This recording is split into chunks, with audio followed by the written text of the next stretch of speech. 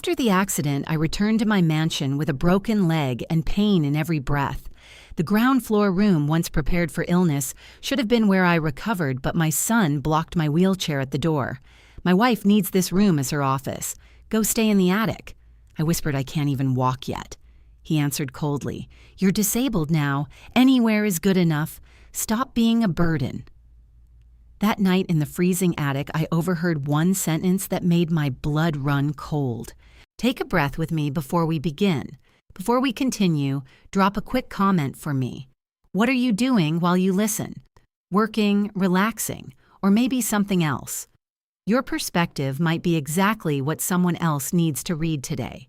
Some details have been adjusted for storytelling purposes. The message behind it all, that's what truly matters. The headlights came through the rain without slowing, without swerving, aimed directly at my sedan like a decision already made. I was 60 years old owner of a Seattle mansion worth millions, and in the half second before impact, I understood this was not an accident.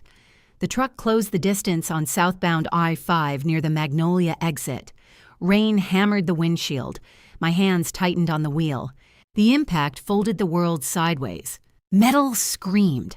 Glass exploded. My body became a rag doll against the seatbelt ribs' compressing head, snapping forward then back. The sedan spun, flipped, and gravity abandoned its post. Then stillness. The car rested on its roof. Rain pattered against the undercarriage. My seatbelt held me suspended upside down, blood trickling across my temple. The airbag deflated with a hiss. Through the shattered window, I saw the truck's taillights receding north. No brake lights, no hesitation, just red dots swallowed by rain. They didn't even try. Whoever drove that truck had aimed for my door, timed the impact, and left while I hung bleeding. This was orchestrated, planned, purchased. Pain arrived ribs. Collarbone something in my left leg grinding like gravel. I tasted copper. Smelled gasoline and burnt rubber and Seattle rain pouring through broken windows. A siren wailed in the distance. How many seconds does it take to understand that someone has decided you should die? For me, 3. 1 to see the headlights, 1 to feel the impact, 1 to watch them drive away. Darkness pulled at my vision. I focused on my wedding ring catching faint street lamplight. Clifford's ring. 3 years he'd been gone and I still wore it. Ma'am, stay with me, help is coming. The voice sounded underwater, hands at the window, flashlight beams cutting through rain. I wanted to tell them about the truck, about how the driver never tapped the brakes. But my tongue had turned to lead, and the curtain kept closing, and then there was nothing. I woke to antiseptic and the beep of machines. Harborview Medical Center, ICU Room 412. Morning light filtered through vertical blinds, gray and weak. My body was a catalog of pain-wrapped ribs, casted, leg-elevated neck brace. An IV dripped into my right arm. Every breath felt like swallowing glass. A woman in scrubs checked the monitors. Nurse Ellis, her badge read. 40-something brisk and efficient, the kind who'd seen enough trauma to know when to give privacy. Your son's outside, she said. Been here since 6 a.m. Want me to send him in? I nodded. Pain lanced through my neck. Garrett appeared in the doorway. 35 years old, my only child, with red-rimmed eyes and trembling hands that seemed to beg for forgiveness he hadn't yet asked for. He'd inherited his father's height and my dark hair, but the weakness in his jaw was entirely his own. Mom. His voice cracked. Thank God you're awake. The police said you're lucky to be alive. Behind him stood Vivica. 30 years old, Garrett's wife of 4 years with pale blue eyes and blonde hair pulled back in a soft expression of concern that didn't quite reach her face. She wore gray, tasteful, mourning adjacent. Her hand rested on Garrett's shoulder. We've been so worried, Vivica said, voice honey smooth. The doctors said you'll need months of recovery, physical therapy, round-the-clock care. Garrett stepped closer, his hands twisted together. Mom, there's something we need to tell you. I didn't want us, not now, but we're out of time. I waited, let the silence stretch. The bank sent final notice. He said, words tumbling out. We're losing the house in 60 days, the mansion. I tried to refinance, but they want full payment, and we don't have it. We have nowhere else to go. Vivica's hand tightened on his shoulder. We didn't want to burden you with this now, but with your injuries, the medical bills piling up, we thought you should know. We're family. We'll figure this out together. I looked at my son, at his wife, at the performance they were staging while I could barely move my head. Get out, I whispered. Garrett's face crumpled. Mom, I need rest. Leave. They left, Vivica's hand still on Garrett's shoulder, guiding him like a puppet. Nurse Ellis returned, checked my vitals, said nothing about the tears on Garrett's face or the cold fury in mine. She understood her job monitor. The body ignored the drama. 20 minutes later, Harlan Pierce walked in. 62 years old, retired police inspector Clifford's closest friend for 30 years. He moved with careful measured steps of a man carrying secrets. Silver hair, sharp eyes, a face that had forgotten how to be surprised by human cruelty. 20 minutes is all we need, Estelle, he said quietly, closing the door. Just listen. I listened. Clifford's voice surfaced in my memory as Harlan spoke not the words themselves, but the certainty. My husband had died 3 years ago, cancer taking him slowly, but in those final weeks he'd said something I hadn't understood until now. If they come for you, Estelle, you'll know what to do. Harlan laid it out piece by piece, evidence, timelines, names, a plan that had been forming long before the truck hit my car, waiting for the moment it would be needed. When he finished, I looked at my hands on the white hospital sheets. The wedding ring caught the gray light. Yes, I said. Harlan nodded once, rose, walked to the door. They'll be waiting at the mansion, he said. Are you ready?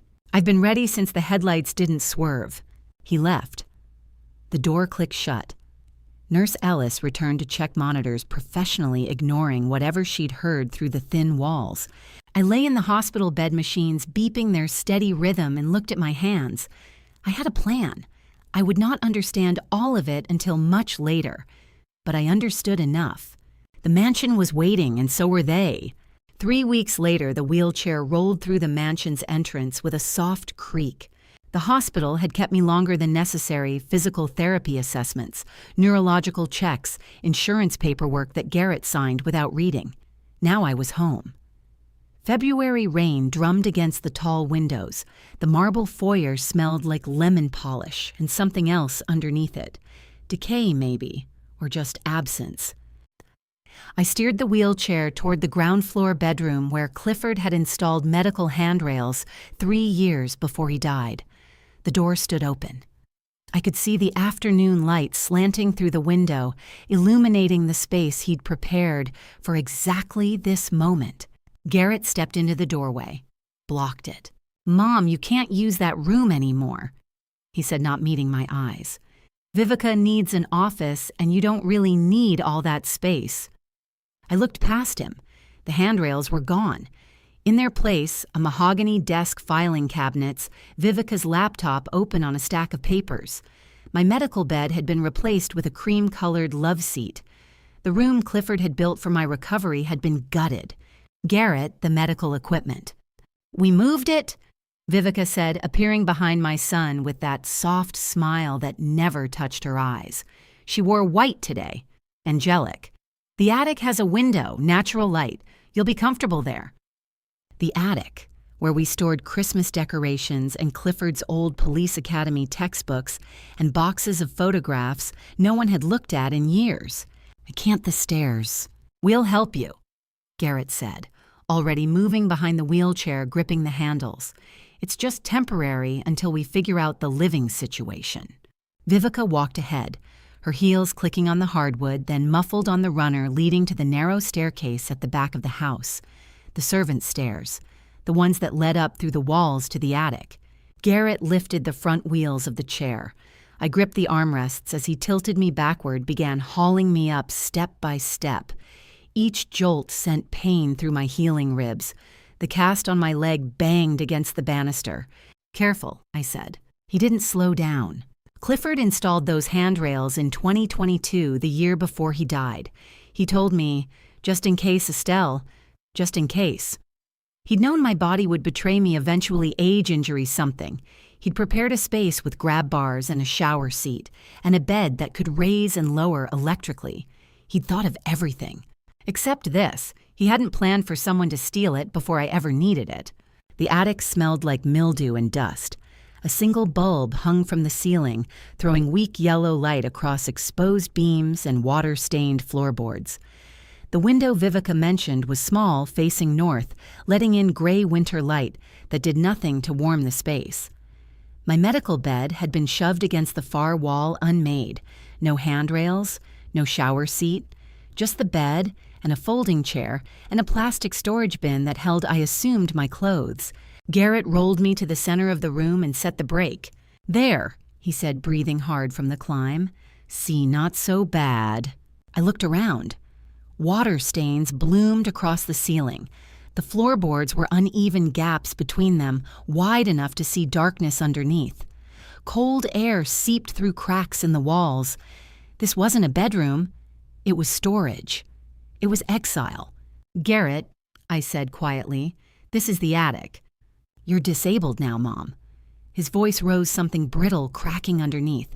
"You're just going to be sitting around anyway. Come up here and live. Don't be a burden anymore." The word landed like a slap, burden. Vivica stood in the doorway, backlit by the stairwell light. She wasn't smiling now, just watching, waiting to see what I would do. What do predators do when their prey stops running? They get closer, they get careless, they stop watching their backs. "We'll bring your meals up," Vivica said, her voice returning to that honey-soft register. "You won't have to worry about stairs or anything. We'll take care of everything."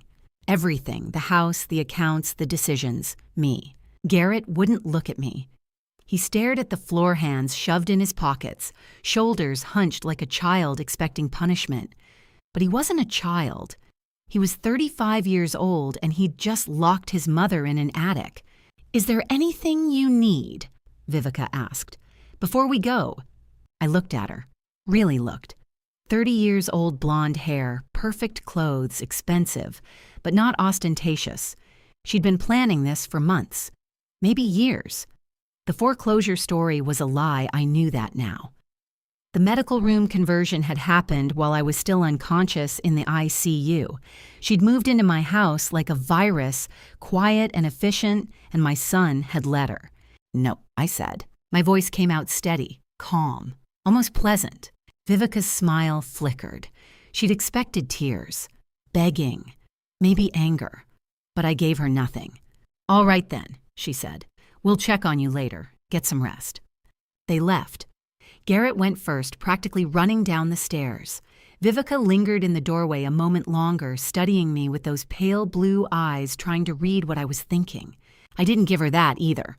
She pulled the door closed. Not locked, that would come later, I suspected, but closed. Their footsteps descended. Garrett's heavy boots. Vivica's light, confident steps. A door shut somewhere below.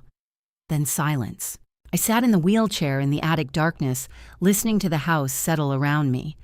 The rain had stopped.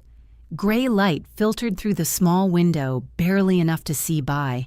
The air smelled like old wood and dampness, and something that might have been mold. Day one, I thought. I did not cry. I did not call after them. I did not wheel myself to the door and pound on it and demand to be let out. I sat very still, started counting. 1. The medical room stolen. 2. The attic assigned. 3. The word burden deployed. 4. Vivica's smile when Garrett said it. 5. The unlocked door not yet locked, but it would be. The quieter I am, the more I'm thinking. And that evening, as the attic filled with shadows and the house below me hummed with my son and his wife moving through rooms that used to be mine, I was very, very quiet. The quiet thinking lasted until 1 o'clock in the morning. Then I picked up the phone and called Harlan Pierce. He answered on the first ring, voice low and steady like he'd been waiting. "Ready?" "Yes," I whispered. The attic was dark except for the faint glow of my phone screen. I'd positioned the wheelchair where I needed it checked, that the door was still unlocked, listened to the house below for any sound of movement. Garrett and Vivica had gone to bed an hour ago. Their bedroom was on the opposite end of the mansion 2 floors down. They wouldn't hear. I set the phone on speaker and placed it on the folding chair beside me. 47, Harlan said. I began. The activity itself doesn't matter yet.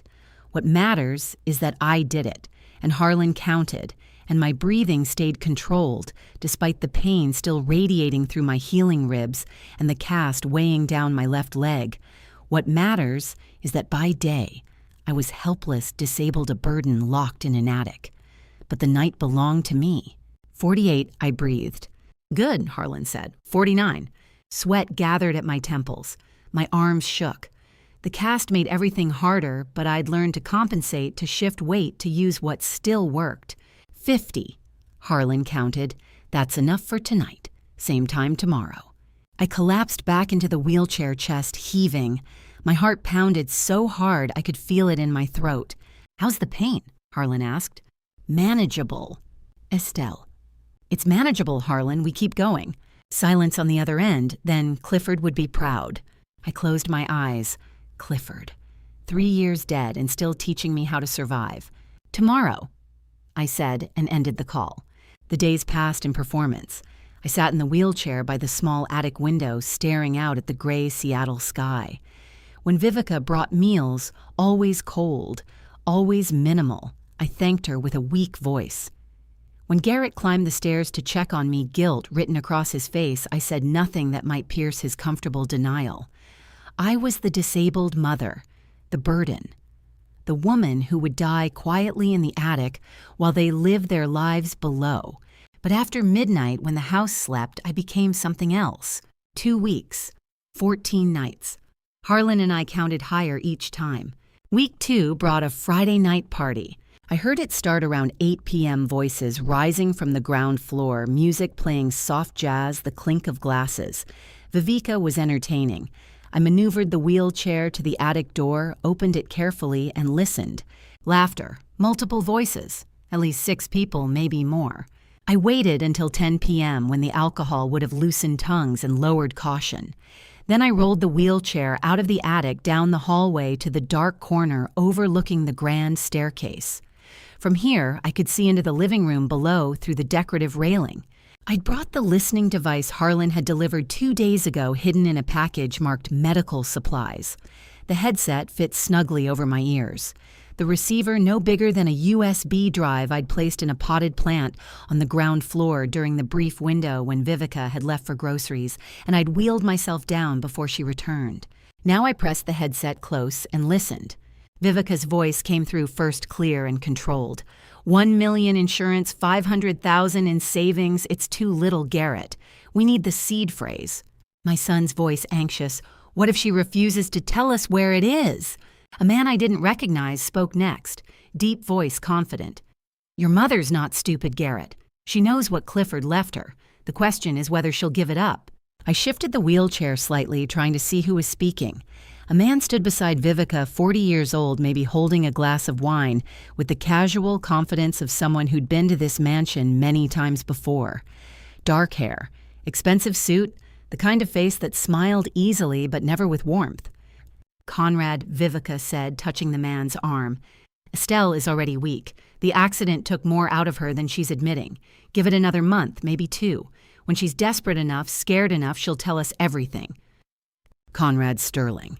I filed the name away, studied his face through the railing slats. And if she doesn't?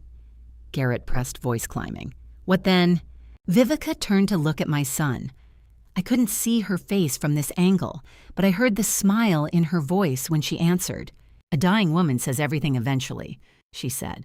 Trust me. The words landed like ice water. A dying woman. That's what she called me. Not sick, not injured, dying. I sat frozen in the wheelchair headset, pressed so hard against my ears it hurt.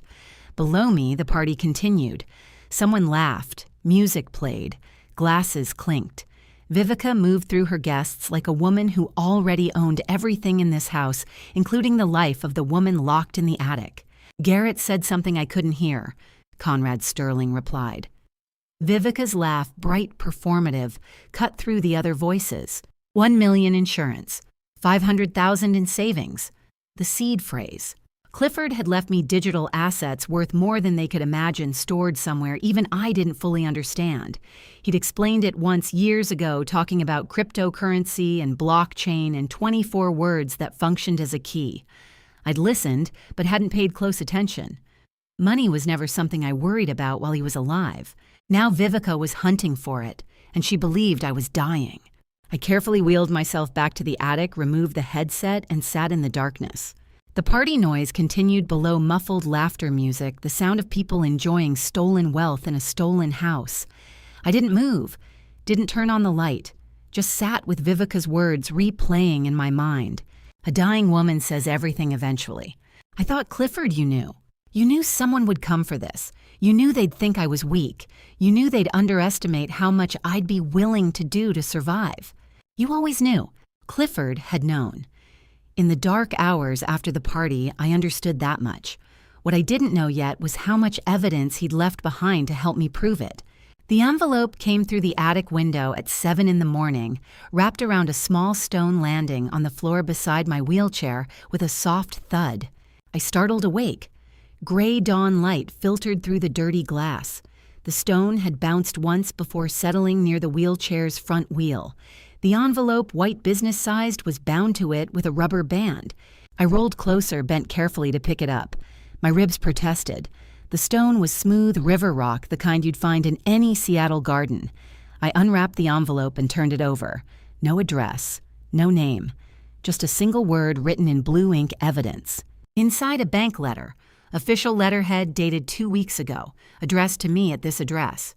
Dear Mrs. Ashford, we are writing to confirm the approval of your mortgage application in the amount of $180,000. I read it twice, 3 times.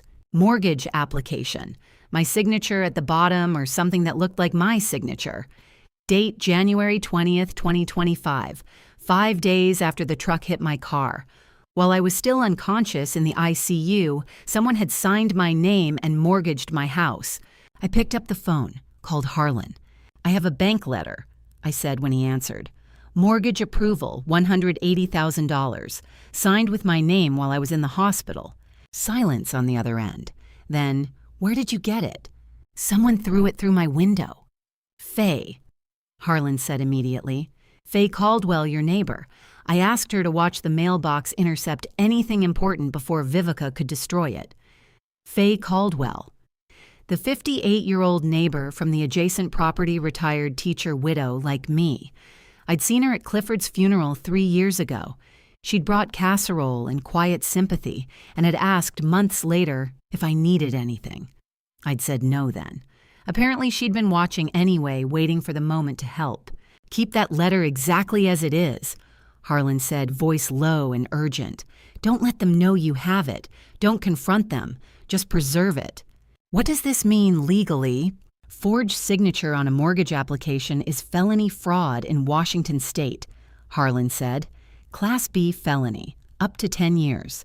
But we need more. One letter isn't enough to prove pattern and intent. I looked at the signature again. It was close someone had practiced. Garrett, probably, or Vivica guiding his hand. This is legal forgery, Estelle. Harlan continued. Document everything. Photograph the letter, send me copies, hide the original somewhere they won't find it. We're building a case.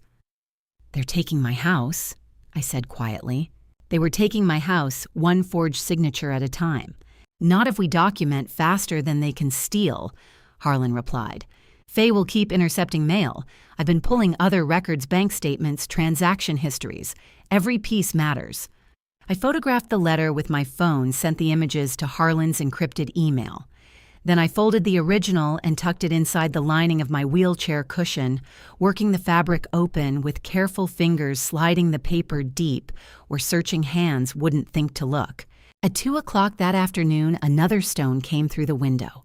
This one carried more weight, literally. A USB drive wrapped in paper, the stone heavy enough to carry it through. I caught the bundle before it hit the floor. The note was handwritten same blue ink as before. Watch the timestamp. January 12th, 2 p.m., 3 days before your accident. F. I plugged the USB into the small laptop Harlan had smuggled to me last week, hidden in a box labeled Incontinence Supplies, that Vivica had been too disgusted to inspect closely. The drive contained 2 files.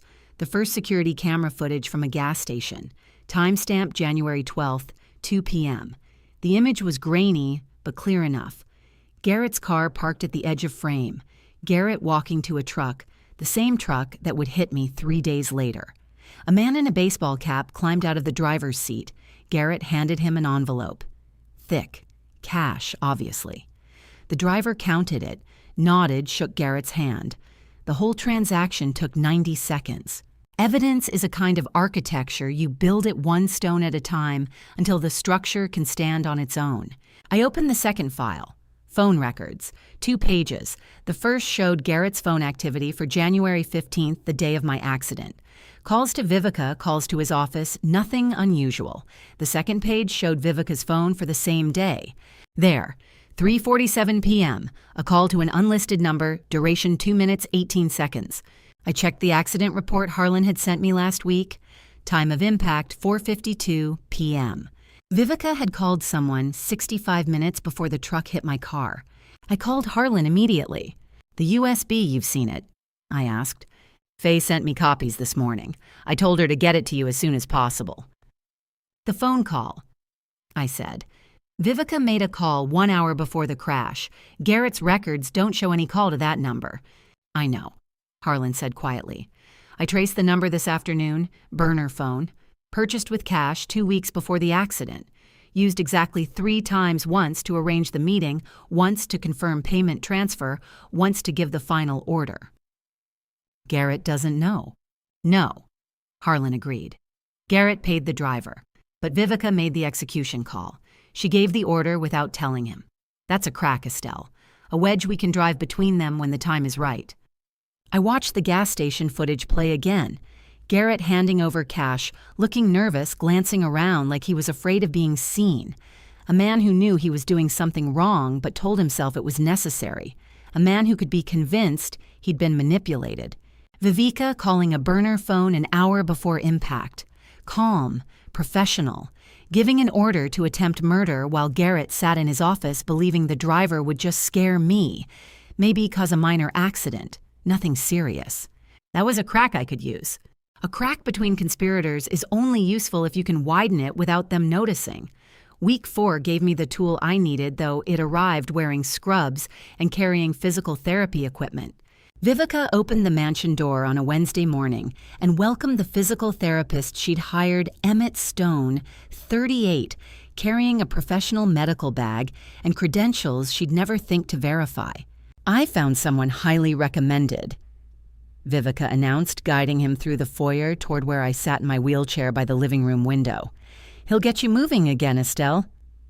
Emmett Stone looked exactly like what he claimed to be, licensed physical therapist, clean-cut, carrying himself with the professional competence of someone who'd spent years in hospitals and rehabilitation centers. Sandy brown hair medium, build the kind of face that disappeared in a crowd. He'd been Harlan Pierce's operative for 2 weeks before Vivica ever posted the job listing. I didn't know that yet. "Mrs. Langford," he said, extending his hand. "I'm Emmett. I'll be working with you 3 times a week to help restore your mobility." I took his hand. Let it tremble. My performance was well practiced by now. Garrett hovered in the doorway watching. Vivica stood beside him, arms crossed, evaluating her new hire with the satisfaction of someone who believed she'd found another way to control the situation. "Let's start with range of motion," Emmett said, kneeling beside the wheelchair. "This may be uncomfortable at first. The session was exactly what it should have been. Professional. Competent." He moved my arms through careful stretches, tested flexibility in my shoulders, noted measurements on a clipboard. Garrett and Vivica watched for 20 minutes before growing bored and drifting toward the kitchen. Their voices carried something about dinner reservations, Conrad stopping by Friday. Emmett worked in silence until they were out of earshot. Then, without changing expression or breaking rhythm in the exercises, "You're doing well. Keep the performance consistent." My eyes flicked to his face. He didn't look at me, just continued the shoulder rotation, professional and distant. That night he returned. 10 p.m., the house had gone quiet an hour earlier. I heard footsteps on the attic stairs lighter than Garrett's heavy boots, more purposeful than Vivica's careful tread. The door opened.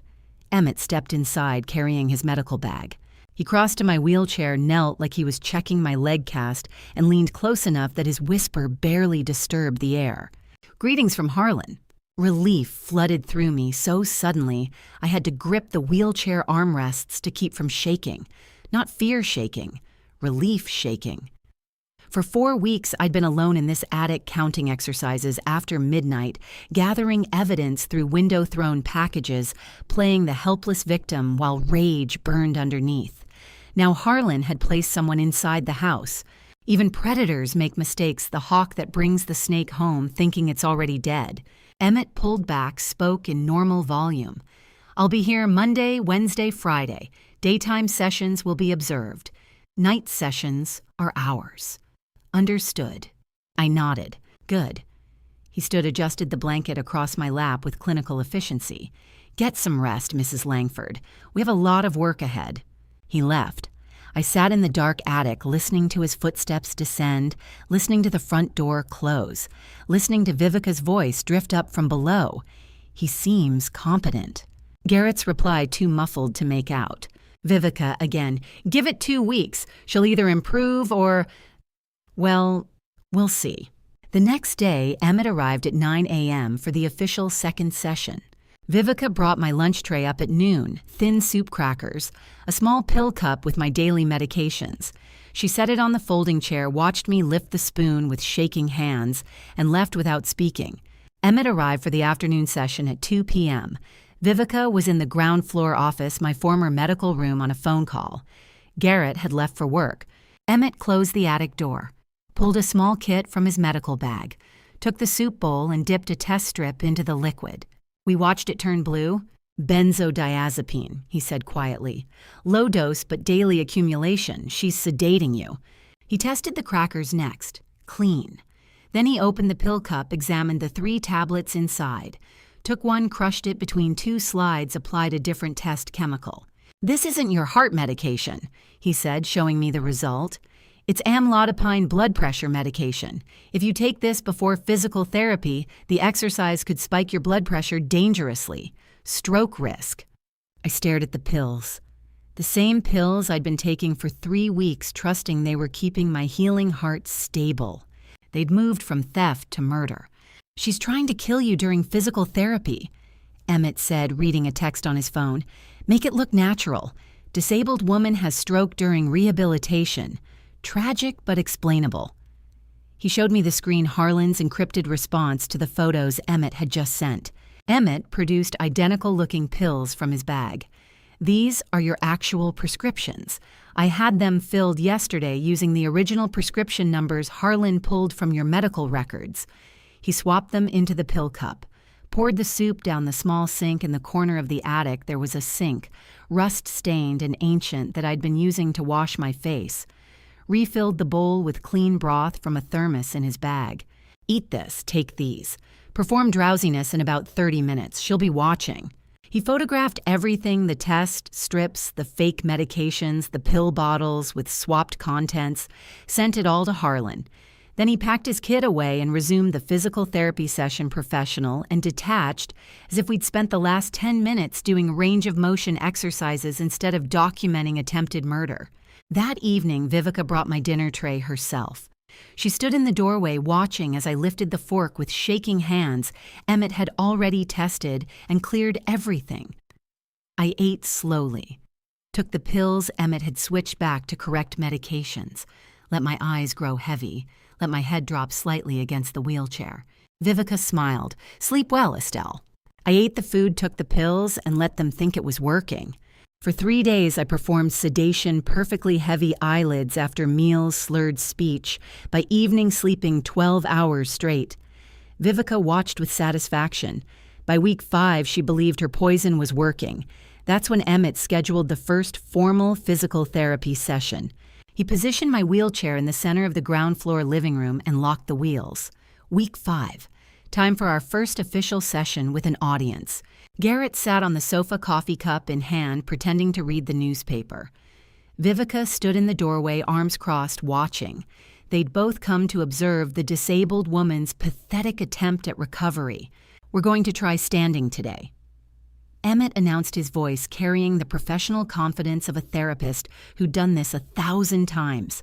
Just 2 steps, maybe 3 if you're feeling strong. He positioned himself in front of me, hands ready to support. On 3, 1, 2, 3. I gripped his forearms and pushed up from the wheelchair. My legs shook, some of it performance, some of it real. 5 weeks of limited movement had weakened muscles, despite the midnight exercises, with Harlan counting on the phone. The cast on my left leg made balance precarious. "Good," Emmett said loudly. "Hold there. Find your center." I stood swaying. Garrett's newspaper rustled as he lowered it to watch. Vivica's expression was carefully neutral, but I caught the calculation in her eyes. She was wondering if this would interfere with her timeline. "First step," Emmett instructed. "Slide your right foot forward, small movement." I did. The wheelchair was behind me now, too far to catch me if I fell. Emmett's hands were the only thing between me and the floor. Second step, left foot, careful with the cast. I moved, made it awkward, unsteady. Let my weight shift too far forward. "Whoa, I've got you," Emmett said, catching me as my knees buckled in a controlled collapse. We went down together, him guiding the fall, so I landed against his shoulder instead of the hardwood.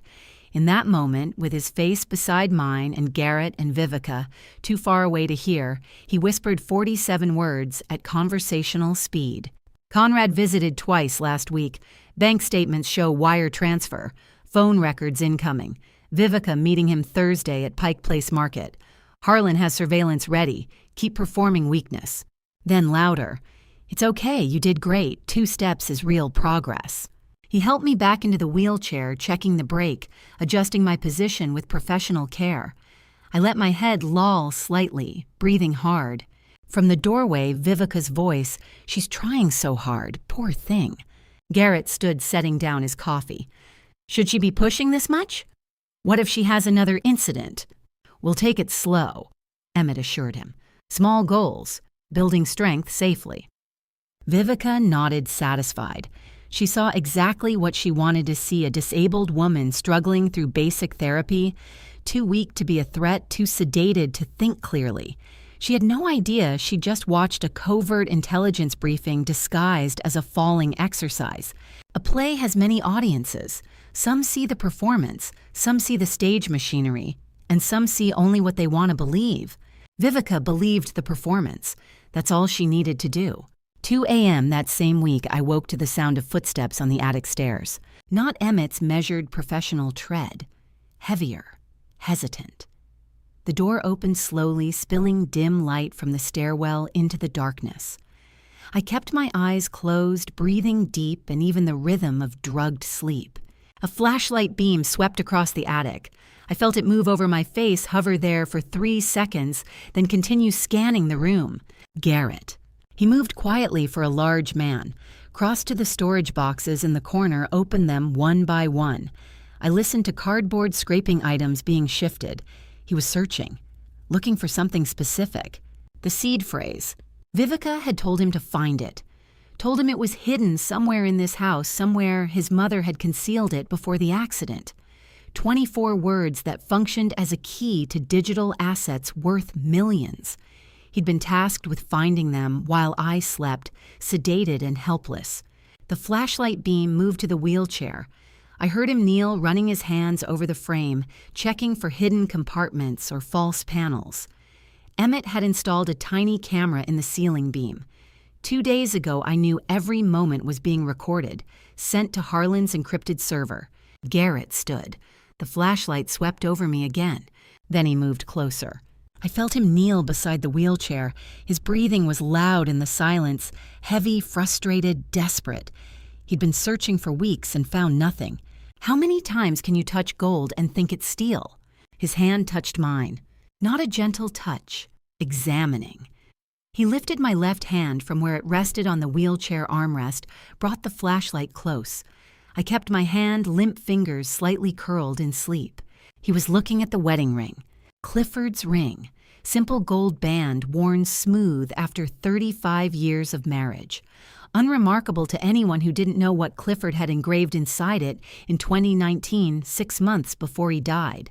24 words in microscopic text visible only under magnification. A seed phrase worth $30 million in cryptocurrency, hidden in the one object I would never remove, never lose, never forget. Garrett turned my hand angling the ring under the flashlight, examining it from different perspectives, looking for hidden clasps, compartments, anything that might open or reveal a secret. He touched it once, twice, 3 times. Each time his fingers brushed the gold band, felt its weight, searched for abnormalities. He was looking for a container, a hiding place, something that would hold a piece of paper or a USB drive or a written code. He didn't realize the ring itself was the answer.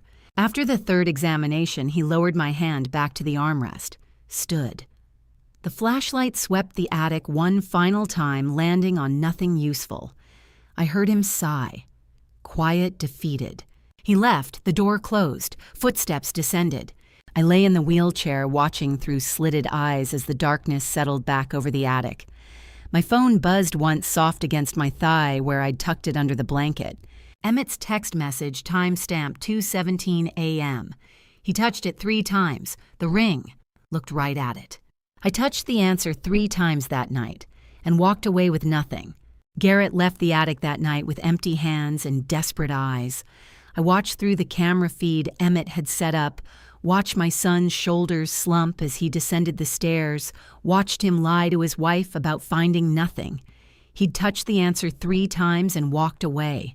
By week 6, I understood he would never find it on his own, which meant Vivica would escalate.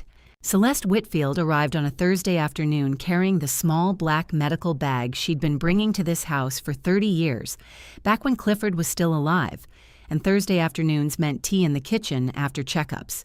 She was 55 now, a physician who'd known me since our daughters attended the same elementary school, and she carried more than medical equipment in her bag.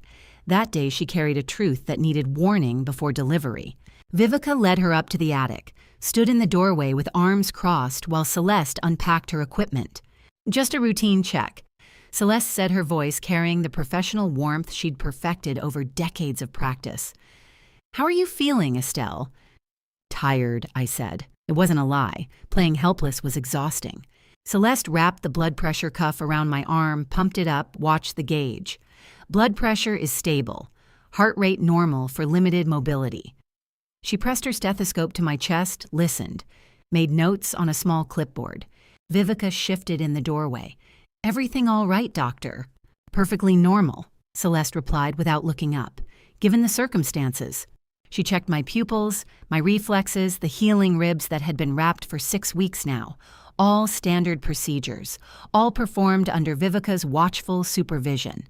Then she began packing her equipment. It happened so smoothly I almost missed it. Celeste folded the blood pressure cuff, tucked the stethoscope into her bag, and reached across to adjust the blanket on my lap.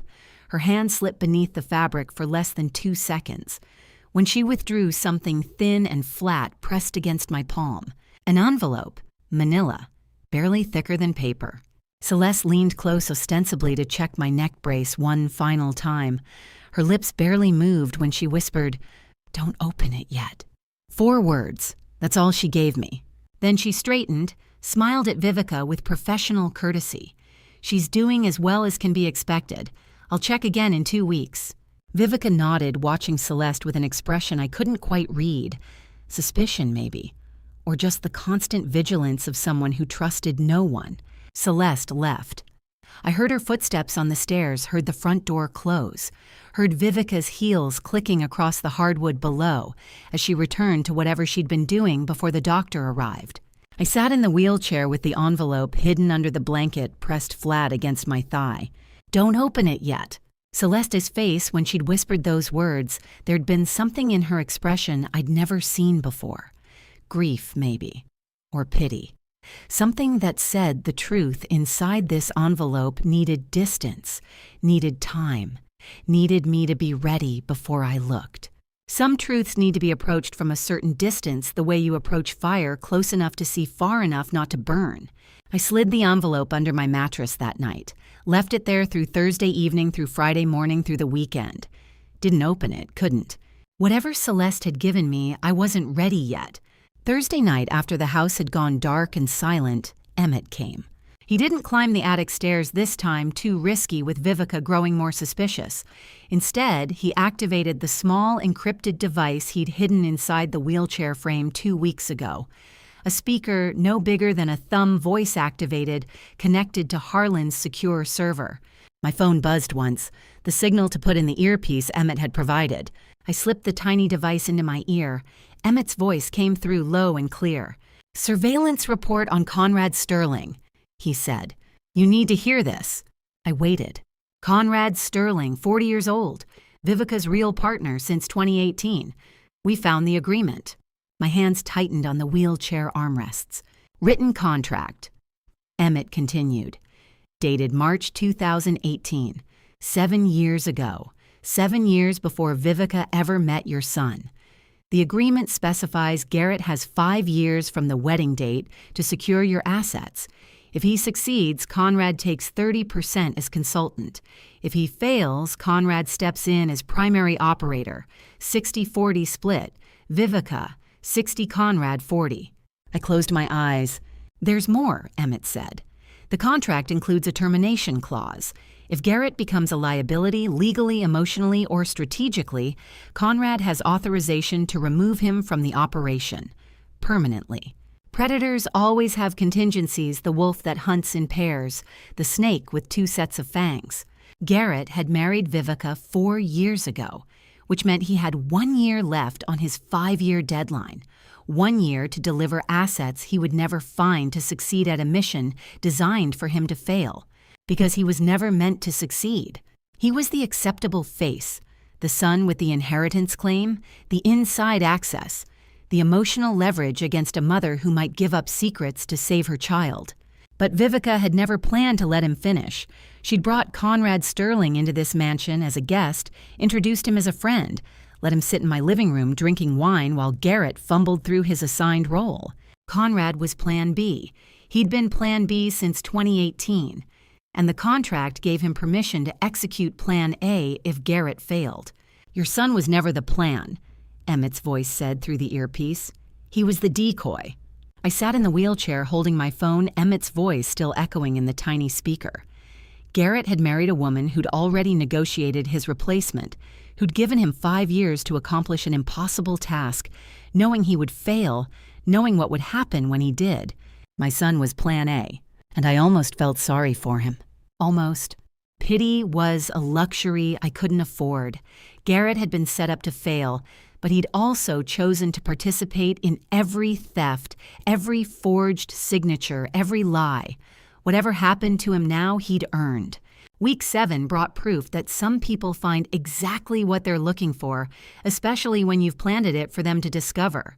Vivica spent 3 hours reviewing surveillance footage frame by frame on Tuesday afternoon, searching the attic recordings for any hidden compartment, any slip of paper, any place I might have concealed a 24-word recovery phrase worth tens of millions. I knew because Emmett had access to the same surveillance system. He watched her watching me and texted updates every 30 minutes. 2:15 p.m. still reviewing. She's on footage from last Thursday. 3 p.m., zooming in on wheelchair, looking at frame structure. 3:47 p.m., she stopped, replaying the same 5-second clip. Then silence for 20 minutes. When Emmett's next message arrived, it was 2 words, "Trap activated." I waited in the attic listening. Below me, I could hear Vivica's office door open. Her footsteps, quick, excited, crossing the foyer. Garrett's voice from somewhere deeper in the house. "What is it?" Vivica's reply was too muffled to make out, but the tone was pure triumph. Emmett arrived for the evening therapy session at 6 p.m. Vivica was still in her office, door closed.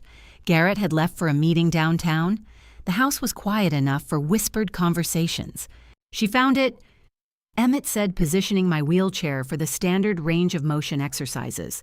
3:47 p.m. surveillance footage from last Friday caught light reflecting off the wheelchair frame at just the right angle. She zoomed in, enhanced the image. He lifted my right arm, bent it at the elbow, speaking in the calm, professional voice he used when anyone might be listening. But the words were for me alone. 24 characters, he continued. Engraved on the metal crossbar beneath your seat, faint, deliberately positioned to only catch light at certain times of day, exactly where Harlan said to put it 6 weeks ago. I'd watched him engrave the fake seed phrase myself, watched him position it at the precise angle that would make it nearly invisible except in specific lighting conditions, watched him age the engraving with chemicals so it looked years old instead of weeks. The best traps are the ones the prey thinks they discovered on their own. What did she do? I asked quietly. Emmett moved to my left arm, photographed the screen, wrote down all 24 words. She was shaking. I watched from the doorway. She didn't even notice me there. Her face. He paused. She looked like someone who'd just found the answer to everything. And Harlan, already notified, he says, she found exactly what we wanted her to find. Now we wait. We didn't have to wait long. Wednesday morning, I woke to silence. Not the normal silence of a house at rest. This was different, tense, expectant. The kind of silence that precedes storms. Emmett's text arrived at 8:47 a.m. She's entering the phrase now, watching via her laptop camera. Stand by. I sat in the wheelchair phone hidden under the blanket, watching the minutes tick past. 8:52 a.m., wallet opened. She's staring at the screen. 8:53 a.m., balance displayed. 8:54 a.m., $0. Then nothing for 3 full minutes. At 8:57 a.m., a sound traveled through the floorboards from the office directly below me. Sharp. Sudden. Wood striking wood. Vivica's fist hitting her desk. Emmett's text. Transaction history shows all assets transferred out February 3rd, 6 weeks ago. Before you even left the hospital. The wallet was empty before she ever started looking. I closed my eyes. February 3rd. The day after the accident. While I'd been unconscious in the ICU, Clifford's carefully constructed honeypot had already been drained by Harlan. The funds moved to secure accounts Vivica would never find. Another sound from below. Footsteps. Rapid. Agitated. Then Vivica's voice loud enough to carry through the floor. Answer your phone, 8. She was calling someone. I heard the faint sound of a phone ringing. Once, twice, 3 times. Voicemail. Zinnia, call me back. Now. Vivica's voice was sharp with barely controlled fury. Zinnia Frost.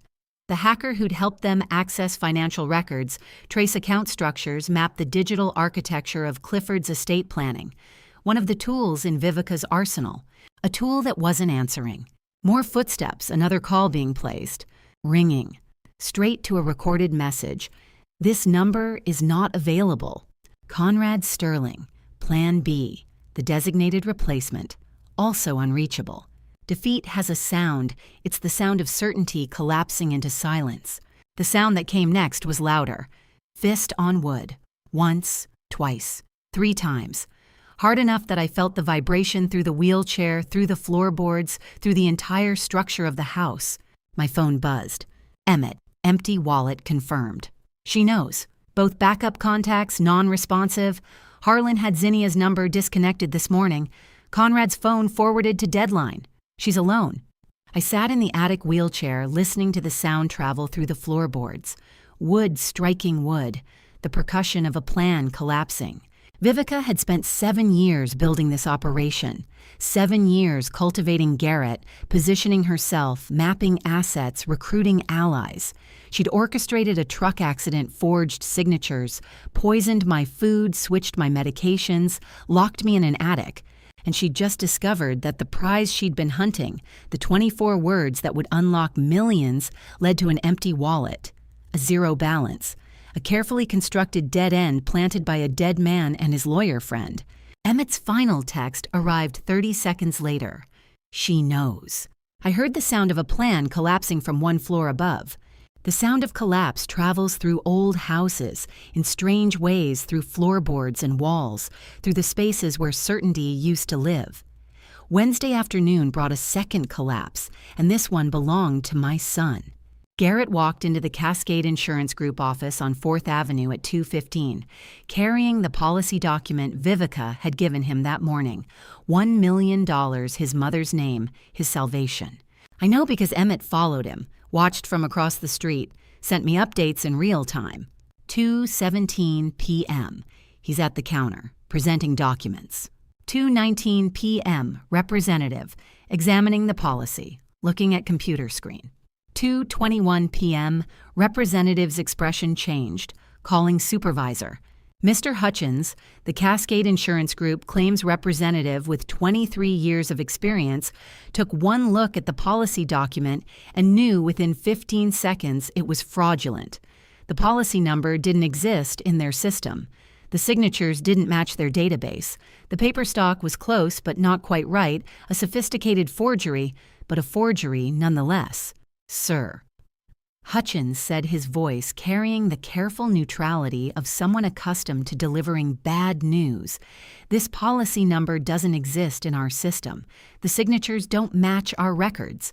I'm going to have to ask you to leave. Garrett's voice confused. That's impossible. My wife, she said this was active. She said, Sir, if you don't leave voluntarily, I'll need to call security. Emmett watched my son walk out of the office, shoulders hunched, carrying the worthless paper, like it might still transform into something real if he just believed hard enough. From the parking lot, Garrett called Vivica. Emmett heard it through the surveillance microphone we'd placed in Garrett's car 2 weeks ago. Heard the phone ring twice. Heard Vivica answer. Vivica, they're saying it's fake. What the hell is disconnect tone? Garrett called again, straight to voicemail. Again, voicemail. 5 more times. She never answered. Emmett's encrypted report arrived at 2:47 p.m. 2 failures. Same day. Empty wallet this morning, fake insurance this afternoon. He's sitting in his car, not moving. When allies become enemies, the transition takes seconds, one phone call that won't be answered, one glance that won't be returned. Friday morning, week 8, brought the wolves to the gate. The 2 debt collectors from Pinnacle Recovery Services arrived in a black sedan at 8:30 with court documents and no sympathy for explanations. I watched from the attic window as they rang the bell, waited, rang again. Garrett opened the door. Even from this distance, I could see the exhaustion in his posture. He hadn't slept, hadn't shaved, looked like a man who'd spent 2 days trying to understand how his entire life had become quicksand. Mr. Langford. The first collector was tall professional carrying a leather folder. We're here regarding the consolidated loan, $47,000. You signed the agreement 3 months ago. Payment is 90 days overdue. Garrett stepped outside onto the porch. There's been a mistake. My business partner, she handled the finances.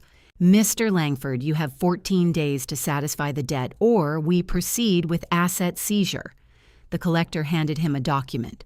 Court summons, official seal, real consequences for real debts. Garrett took the paper, turned to look back at the doorway where Vivica stood watching. Vivica. She looked at him for 3 seconds. No expression, no acknowledgement. Then she turned, walked back inside, and closed the door. Not slammed. Closed. The quiet rejection somehow worse than anger would have been. The collectors left. Garrett stood on the porch, holding the summons, staring at the closed door like he was trying to decode a language he'd never learned. I recorded everything on the small phone Emmett had provided. High resolution, clear audio, legal evidence of abandonment.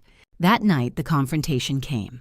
I heard Garrett's footsteps heavy on the stairs leading to the ground floor bedroom, the room that used to be mine, that Vivica had claimed as her office, that now served as the stage for truth, finally spoken aloud. His voice carried through the floorboards. We need to talk. Vivica's reply, cool and distant, there's nothing to discuss. The insurance was fake. The wallet was empty. Debt collectors showed up this morning. You won't answer my calls. What the hell is happening? Silence for a long moment. Then Vivica's voice, but different now, harder. The performance finally dropped. Conrad and I planned this 3 years before I met you. You were the access point. That's all. From above, through old floorboards and 70 years of settled dust, you can hear everything, including the moment a man realizes his entire life was fiction. What? Garrett's voice barely above a whisper. Your mother's assets, Clifford's digital holdings. We knew they existed. We needed someone inside the family. You were convenient. The business my company, the debt the business collapse, I engineered all of it. Vivica's voice was flat clinical, like she was explaining basic mathematics.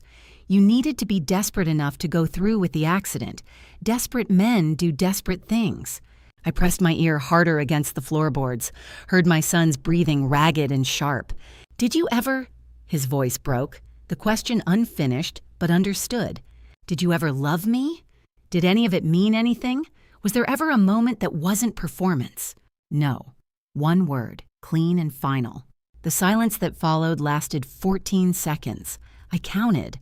Then Garrett's voice different now. Something in it had broken and reformed into something colder. Where's Conrad? Gone. The plan failed. He's already out of the country. And you? Leaving tomorrow. You should do the same. The debt, the forgery, the accident, they're going to trace all of it back to you eventually. I made sure of that. You... Goodbye, Garrett.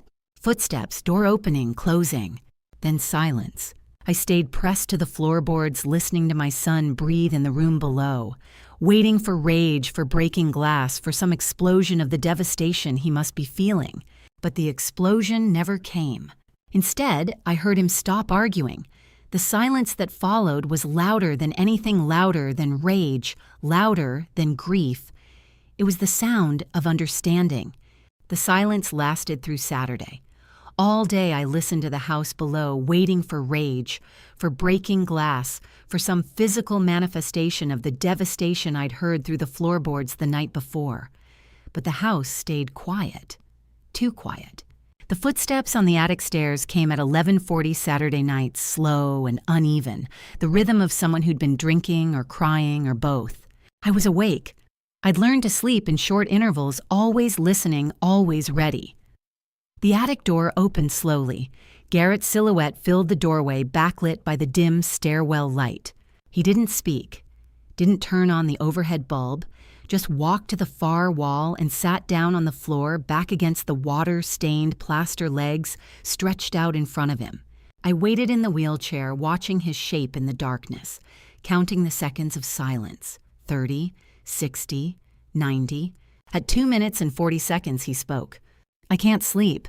His voice was hollow, not angry, not sad, just empty.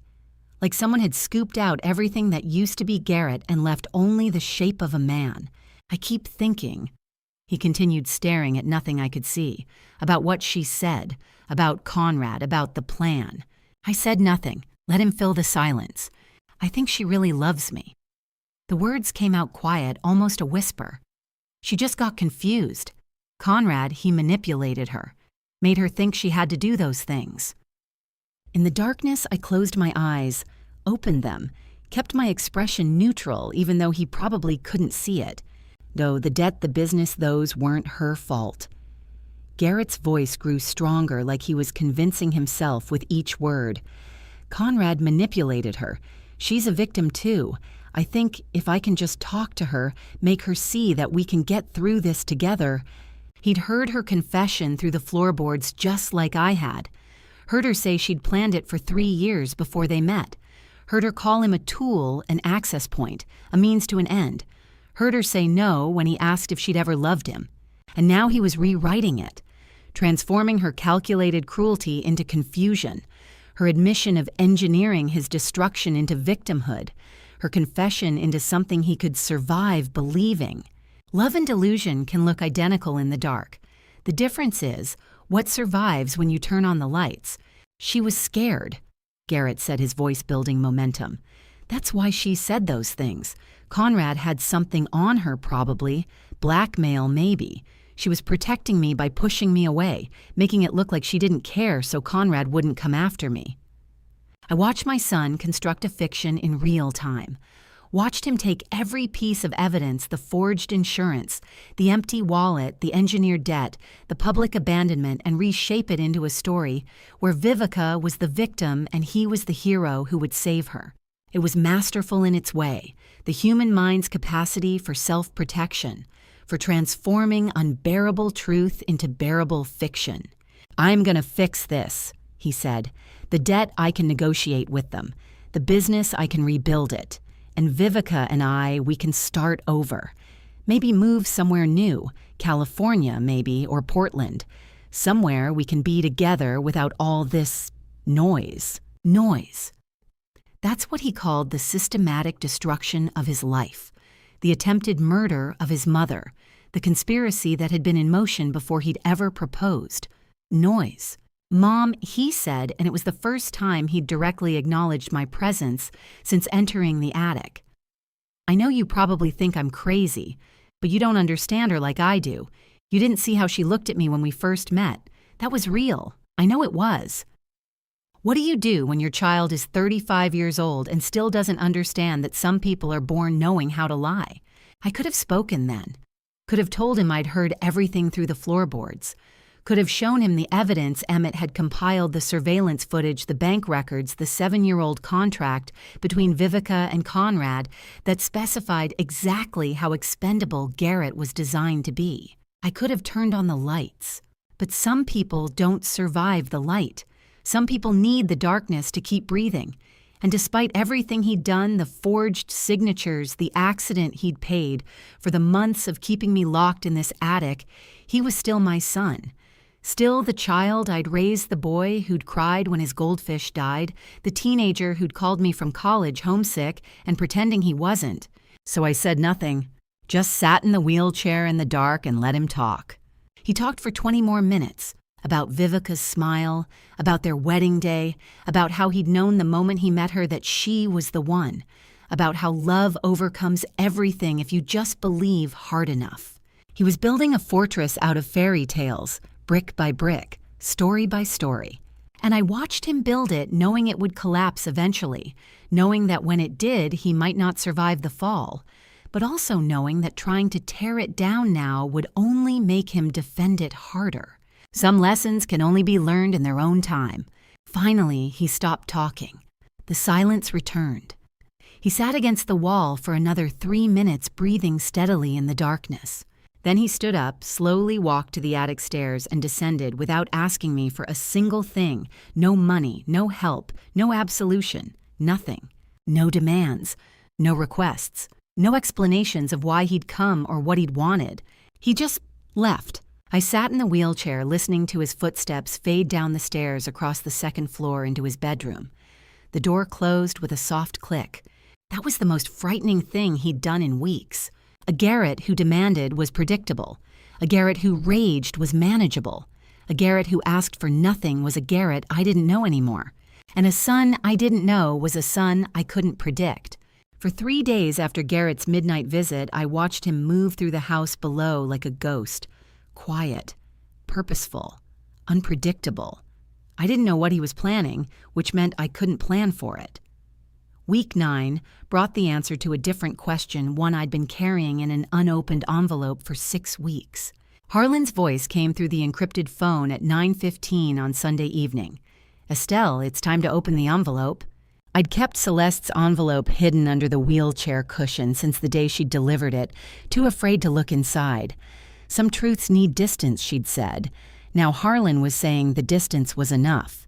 "I'm switching to video," Harlan said. "I want to see your face when you read this." The phone screen shifted. Harlan's face appeared, silver hair, sharp eyes, the face of a man who'd been carrying secrets for years and was finally ready to share them. I pulled the envelope from its hiding place. Manila. Thin, slightly wrinkled from weeks of concealment. My hands shook as I broke the seal. Inside, a single letter, folded once. The paper was cream-colored, expensive. The handwriting was immediately devastatingly familiar. Clifford's. I stopped breathing. "Read it," Harlan said quietly. "He wanted you to have this when you were ready." The date at the top, August 2019. 6 years ago. 3 years before Clifford died. 3 years before I'd ever heard Vivica Newell's name. The title centered below the date open when Garrett moves in. My throat closed. I forced myself to keep reading. Dear Estelle, if you're reading this, Garrett has moved back into the house, and I am no longer there to protect you. Harlan's voice came through the phone speaker. He knew Estelle. 3 years before he died, he knew what was coming. I kept reading Clifford's words steady and clear in my mind like he was sitting beside me. By now you've discovered that Garrett's wife, whoever she is not who she claims to be. I've been watching the patterns for 2 years now. The way Garrett talks about money, the way he avoids discussing his business, the desperation in his voice when he thinks I'm not listening. Someone is manipulating him, and when I'm gone, they will come for you. My vision blurred. I blinked it clear, kept reading. I've built you a defense. Harlan knows everything, trust him completely. Dr. Celeste Whitfield will help with medical documentation. Faye Caldwell next door is watching the mail. They're all on your side. The wheelchair I'm having installed in the ground floor bedroom has a false seed phrase engraved on the frame. Let them find it. Let them think it's real. The account it opens contains exactly $0. I emptied it last week and moved everything to secure storage. The real seed phrase is somewhere they'll never think to look inside your wedding ring. I looked down at my left hand, the simple gold band I'd worn for 35 years. The ring Garrett had examined 3 times in the dark, searching for hidden compartments, never realizing the ring itself was the answer. Love doesn't end when someone dies. It just changes form, becomes architecture. Instead of presents, becomes plans. Instead of conversations. I touched the ring with my right hand, felt its familiar weight. All this time. Every day for 3 years, I'd been wearing $30 million worth of cryptocurrency access on my finger, hidden in microscopic engraving Clifford had commissioned from a specialist jeweler. Keep reading, Harlan said gently. Clifford's letter continued. 24 words are engraved on the inside of the band. You'll need magnification to read them. Harlan has the equipment. The words unlock everything, the real accounts, the property, titles, the backup funds I've been building since Garrett started showing signs of manipulation. Play weak if you need to. Let them think you're helpless. Document everything Harlan will tell you how. And remember, the best defense is making your enemy think they've already won. I wish I could be there to protect you myself. I'm sorry that cancer is faster than my ability to fix what's coming, but I've done what I can. The ring, the allies, the honeypot, it's all designed to keep you safe when I can't. Tears blurred the page. I wiped them away, kept reading through the final paragraph. You're stronger than you think you are, Estelle. Stronger than I ever gave you credit for. When this is over, and it will be over, take the ring to Harlan. He'll help you access everything. Live the life we planned. Travel. Be happy. Don't let them take that from you. A wedding ring is a promise that continues even when one person can't. The letter ended with one final line, Clifford's handwriting slightly unsteady, like he'd written it while crying. Estelle, I'm sorry I couldn't stay. This was the only way I knew how to keep protecting you. I love you, always, C. I held the letter in shaking hands, the paper trembling like a leaf. 3 years of planning. The honeypot wallet on the wheelchair frame, the real seed phrase hidden in plain sight, the network of allies Harlan, Celeste, Faye all recruited and briefed before Clifford ever died. He'd seen Vivica coming before she'd even arrived, seen Garrett's weakness, seen the conspiracy forming, and he'd built a fortress out of foresight and love, brick by brick, knowing he wouldn't live to see if it worked. Estelle. Harlan's voice gentle through the phone. I looked up at the video screen. Harlan's face was soft with understanding. He loved you very much, Harlan said. Everything he did, the honeypot, the ring, bringing me into this, all of it was him trying to stay when he couldn't. I wept. For the first time since the truck hit my car, since the wheelchair, since the attic, since the poisoned food and the forged signatures, and the months of performing helplessness, I wept. Not from pain, not from rage, from grief and gratitude so intertwined I couldn't tell where one ended and the other began. Clifford had died 3 years ago, but he'd never stopped protecting me. I spent Monday recovering from tears I hadn't known I'd been holding. Clifford's letter sat folded in the envelope beneath my pillow, his handwriting a kind of presence I could touch when the attic felt too empty. But Tuesday night brought a different kind of message, one that said grief would have to wait. The encrypted message arrived on Emmett's secure device at 1040. Sender ID showed only a string of numbers, but the first line told me everything. She's moving to Plan 2. Emmett arrived in the attic at 11 p.m., face grim device in hand. It's from Zinnia Frost, he said, showing me the screen. Zinnia Frost. 28 years old, the hacker Vivica had recruited 18 months earlier to handle cryptocurrency transfers and surveillance. I'd never met her, never seen her face, but Harlan had been tracking her digital footprint for weeks, and now she was reaching out. The message continued. Vivica ordered ventilation poison for tomorrow night. 2 a.m. I can't do this anymore. I want out. Emmett scrolled down. There's more. She's asking for an immunity deal. Says she's ready to testify against Vivica. Everything, the surveillance, the financial tracking, the accident coordination. She kept copies of every file. I looked at the glowing screen in the dark attic. Zinnia Frost was cracking. The weight of conspiracy, attempted murder, fraud, systematic theft had finally become too heavy to carry. What should I tell her? Emmett asked. I thought about it. Thought about the pattern we'd been building for 10 weeks. Evidence stacking like bricks. Every crime documented. Every move captured. Tell her don't rush. Let Vivica take another step. Each day is another fingerprint. Emmett's eyebrows raised. You want to let the poison attempt happen. The ventilation is already disabled, I said. You did that 2 days ago, and the camera is installed. Let whoever Vivica hired walk in, install the device, believe they've succeeded. We capture the entire attempt on video, face, hands, device serial number. Attempted murder in 4K resolution. The closer death comes, the more important it becomes to let it come close enough to photograph. Emmett typed the response, sent it. The screen went dark. Harlan's been coordinating with the prosecutor's office, he said quietly. When this is over, when we have enough, Zinnia gets her deal. Full immunity in exchange for testimony. And until then she waits, and so do we. He left at 11:30. I sat in the wheelchair in the darkness knowing that in 14 and a half hours, someone would enter this attic intending to kill me in my sleep. Before I tell you what happened at 2 a.m., comment A or BA equals let the device get installed and capture evidence. B equals stop it immediately. Add one reason. Note the next part includes fictionalized details for narrative impact. What matters is the lesson. Feel free to stop here if that's not for you. Wednesday, 1:47 a.m. I was awake. I'd been awake since midnight, sitting in the wheelchair, positioned exactly where I always sat, blanket across my lap, head tilted slightly forward in the posture of sleep. The house below was silent. At 1:58 a.m., I heard the first sound. Footsteps, soft, careful, coming up the attic stairs. I kept my breathing steady, deep and even. The rhythm of sleep. The door opened without a creak. Someone had oiled the hinges earlier that day. Vivica probably, making sure her hired killer could enter silently. I didn't open my eyes, didn't move, didn't change my breathing pattern. Footsteps crossed the attic floor, soft-soled shoes, professional, someone who'd done this kind of work before.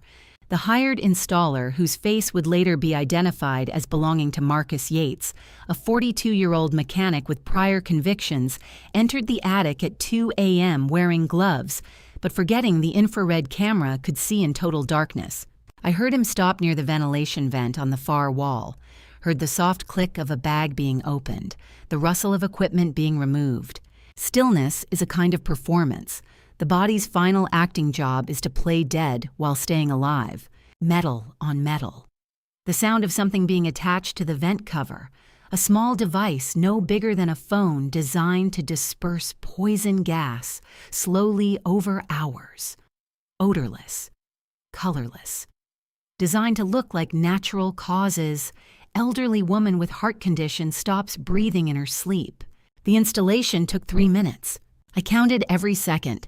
180 seconds of a stranger 3 feet away from me attaching a murder weapon, while I sat perfectly still, chest rising and falling and sleep rhythm face relaxed hands loose in my lap.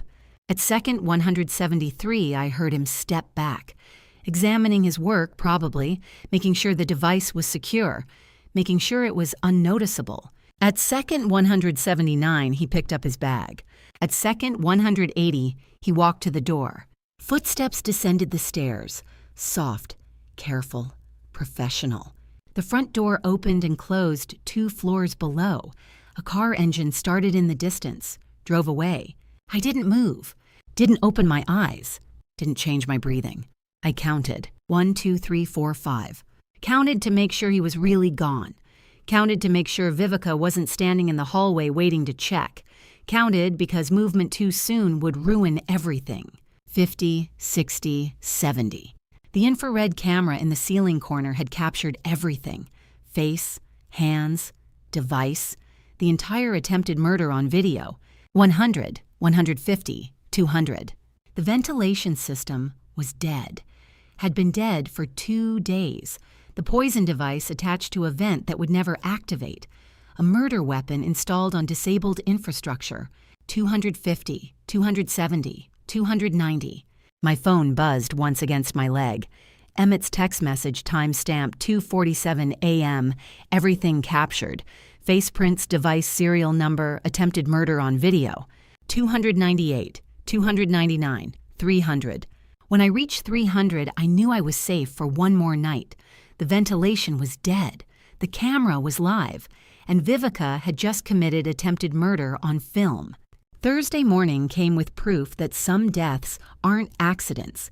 The ventilation device still hung on the wall where Marcus Yates had installed it, inert and useless, captured on camera as evidence of attempted murder. But Celeste's envelope held evidence of a murder that had already succeeded. She arrived at the mansion Thursday morning in week 10 carrying a sealed medical envelope she'd been holding in her office safe for 3 weeks, waiting for Harlan to say the words, "It's time." We met in the attic, Celeste in person, Harlan via encrypted video on Emmett's device me in the wheelchair. The 3 of us, the physician, the retired cop, the widow about to open proof of what we'd suspected, but couldn't prove until now. Court-ordered exhumation was performed 6 weeks ago, Harlan said through the screen, his voice steady and professional. Results came back 2 weeks later. Celeste has been holding them until we had enough supporting evidence to make the case airtight. Celeste broke the seal on the envelope. Inside a medical report official letterhead laboratory stamps. Her hands were steady as she opened it, but I saw her jaw tighten when she read the first page. Toxicology analysis from preserved tissue samples. She said her physician's voice clinical and controlled. Subject Clifford Langford. Date of death August 14th, 2022. 3 years ago.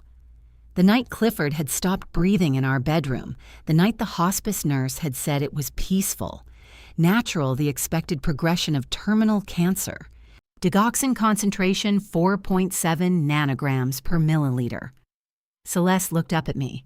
Prescribed dose for his heart condition would produce levels between 1.2 and 1.5.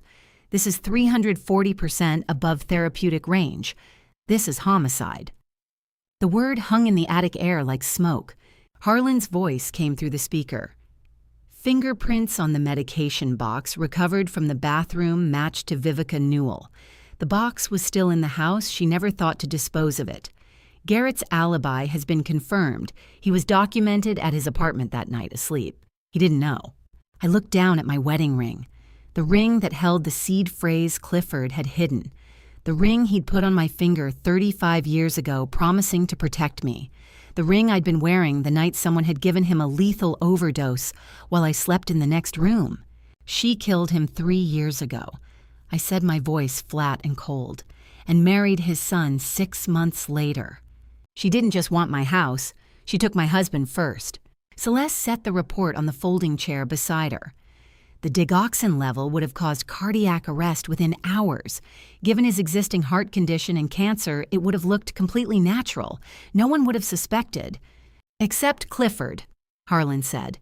He wrote that letter 3 years before he died because he saw her coming. He just didn't see her coming that soon. I closed my eyes, opened them. When do we tell Garrett? Tomorrow, Harlan said. I'm driving down in person.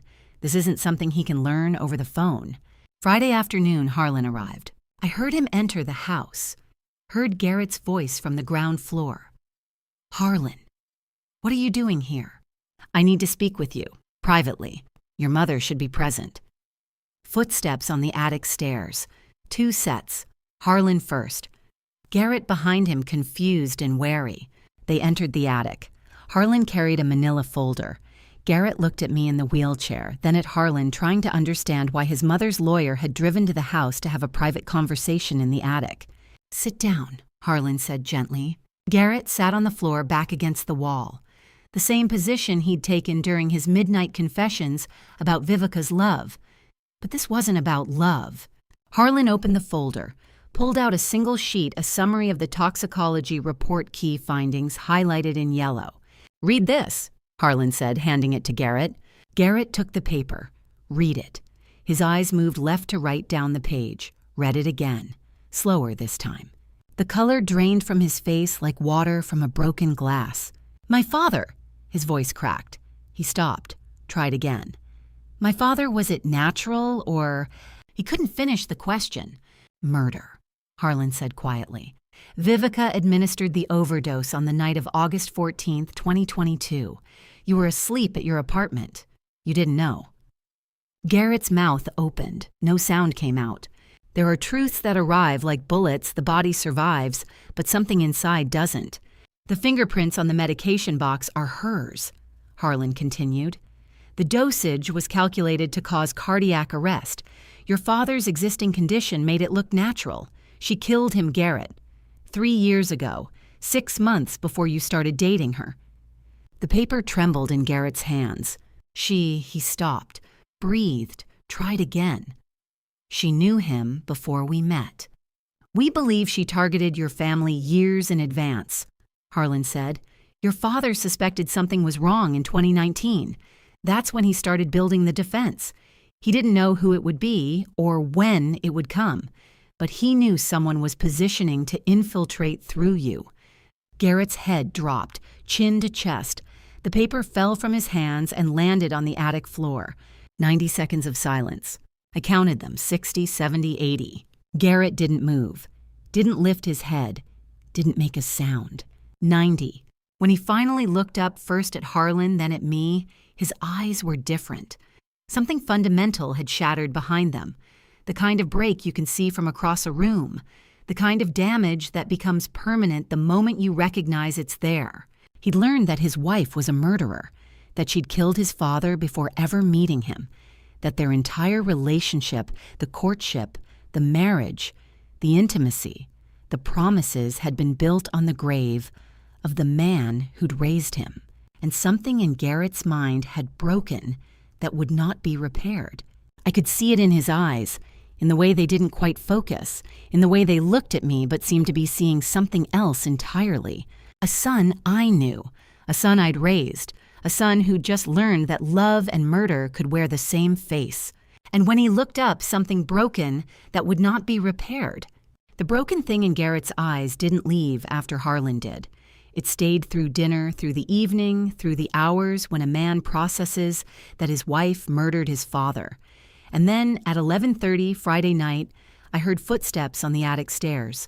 Garrett climbed them, carrying his phone in both hands like an offering, like evidence, like the only card he had left to play. He didn't knock, just opened the door and walked to the center of the attic, knelt on the floor in front of my wheelchair. His face was pale, eyes red-rimmed, hands shaking. I recorded her, he said without preamble, for 2 weeks. Since you told me about Dad, I didn't believe it at first, but I needed to know for myself. So I started leaving my phone recording in the bedroom, in her office, anywhere she talked to Conrad. He held out the phone. I took it. The screen showed a voice memo app. 14 recordings, timestamps ranging from April 28th through today. The longest one is 18 minutes. Garrett said, his voice hollow. Her and Conrad, planning your death. She talks about the ventilation system, about making it look natural, about how much longer they can wait before they have to act. I pressed play on the first recording. Viveka's voice came through the speaker, clear and unmistakable.